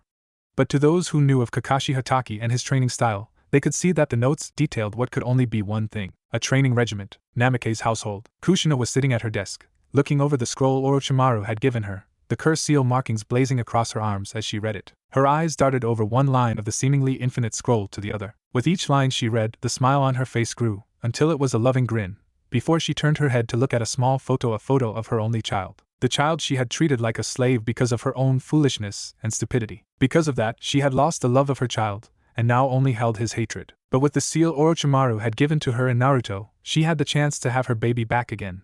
It would be a long and difficult road, and she would have to cut down anybody who got in her way. But if the end result was that her child was hers again, she would kill the Sandaime herself if she had to. Training Field 7 Naruto. The blonde Jinchuriki of the Kyuubi no Yoko stood in front of the same training post, which days before had fractured his hand just from punching it. The training post which made Naruto truly realize how weak he was, how defenseless and powerless he had allowed himself to become. He had been unable to defend himself against the Kusakunoichi, and because of that, the witch who had stolen his childhood, made him suffer throughout his childhood years, had saved him, and in doing so, denied him his chance at freedom. Freedom from Konoha, and freedom from ever having to see the woman who had ruined his life. He looked down at his hand, which had since healed itself of its fracture. The Kyuubi did have its uses. He clenched his fist, and looked at the training post. He charged forward, swinging his fist at the training post, and struck in the same spot which had fractured his hand before. But instead of a crack of bone and flaying of flesh, a snap of wood was heard, and a resounding thump as the training post had been struck with such force, it cleaved in half. Naruto looked down at the broken post, then back at his hand. The only injuries had been to the surface of the skin, and not nearly enough to warrant worrying, especially since the Kyuubi was already healing him. Naruto turned and looked at the other training posts, and performed a single hand sign, Kage Bunshin no Jutsu. In an instant, a cloud of smoke obscured the field and over 30 clones appeared, awaiting orders. Naruto reached into his pouch and pulled out a scroll, the kanji 4 wind seared on the edge of the scroll. He had training to do. A message from Dracohollow 117 and Leaf Ranger Sopa is back. That is right, people, the bill that is threatening to take away our freedoms on the internet and beyond is back. And not only is it back, but it is trying to be passed quietly so nobody notices. Sopa will guarantee that anybody who streams a video, whether it be on YouTube, a walkthrough for a video game, or a kid singing a song that is copyrighted, they will be treated as a felon. That is right, a felon. Do you understand me? You will be treated like the highest form of criminal for uploading a video game walkthrough on YouTube, for singing a song on karaoke. Hell, you could be arrested and treated as a felon for posting a screenshot. Now, why am I telling you this? Because this is only just the beginning. How long until fanfiction is being attacked? How long until a fanfiction writer is being carted off to a maximum state prison for writing a character from Naruto into their fanfic? Or a character from Bleach? Or a character from Sekirei or Saiken no Quasar, High School DxD, Trinity Blood, Witchblade? How long until that crap is happening? I assure you that if this passes, it will not be long. Oh no, it will not be long at all. Because once this passes, then anything goes. Fanfiction will be attacked for using canon characters in a fanon manner. Authors will be arrested for writing a book whose main character has glasses, just like in another series. Artists will be arrested and confined for using sapphire blue in the iris of one of their characters like another author. We cannot let this happen. Naruto stared down at the scroll he had pulled out of his pouch, and began to unroll it. He gazed upon the kanji and pictures that adorned the surface of the scroll. He was staring at an elemental manipulation scroll, specifically, a basic futon scroll. The failure he experienced in the Chunin exams was a massive eye-opener for him. His current jutsu repertoire was useless in a straight-up fight, at least with his current tactics. With that in mind, he realized fully that he needed to expand his jutsu repertoire, as well as his other combat abilities. To start, he needed to increase his control over his natural futon element. He had been unable to learn any of the futon jutsu in Konoha, as his control of the futon element was not enough for him to properly utilize it. Without that control, all he was doing was accessing the hand seals and some basic amounts of elemental chakra. Such a combination was more likely to kill him than it was to kill his opponent. Hence, he had snuck into the Konoha library and acquired a single basic futon scroll. It wasn't much, but he could not afford to draw too much attention to himself, not yet. He looked the scroll over, taking in all the information, the motions, and so on. Once he had thoroughly memorized the process, he shot through several hand signs, and snapped, Kage Bunshin no Jutsu. In an instant, over a dozen clones appeared around him, who then shot off to do their commanded task. Naruto nodded his head. He had been foolish to not use this aspect of the Kage Bunshin sooner, the ability to learn information at a tremendous rate, and in such mass, it was a perfect training technique. However, only somebody with his chakra reserves could ever hope to use the technique to its fullest potential. The clones took their place on the side of the field, and they each grabbed a leaf from a nearby tree, and began to focus their chakra into a blade to cut the leaf. At the same time, another battalion of clones were performing assorted taijutsu maneuvers by themselves, and against one another. Naruto had picked out several taijutsu styles from the library, which were much easier to procure than an elemental scroll. He had set about 20 clones to practice each taijutsu style. He had picked grappling styles that focused on strength, others on offense and defense, any style he thought could benefit him in a fight. Off to the side, another batch of clones were reading weapon scrolls they had acquired from a weapon shop, whilst working with cheap weapons they had purchased from the same weapon shop. Naginata, sai, nodachi, axes, maces, and even trench knives. Naruto had seen what specialization in only a single weapon could do. While yes, one was a truly dangerous foe with their weapon of choice, if they lost their weapon, they were all but helpless, unless they had a backup. As such, he had opted to learn how to wield as many weapons as possible, so that even if he lost his primary weapon, he could always utilize another weapon. The multiple different taijutsu styles, plus the ability to wield multiple types of weaponry would no doubt make him a dangerous and unpredictable force on the battlefield, no matter the opponent. Smiling, he created 6 more clones, and sent them off to join a group of clones who were practicing the tree walking and water walking exercises.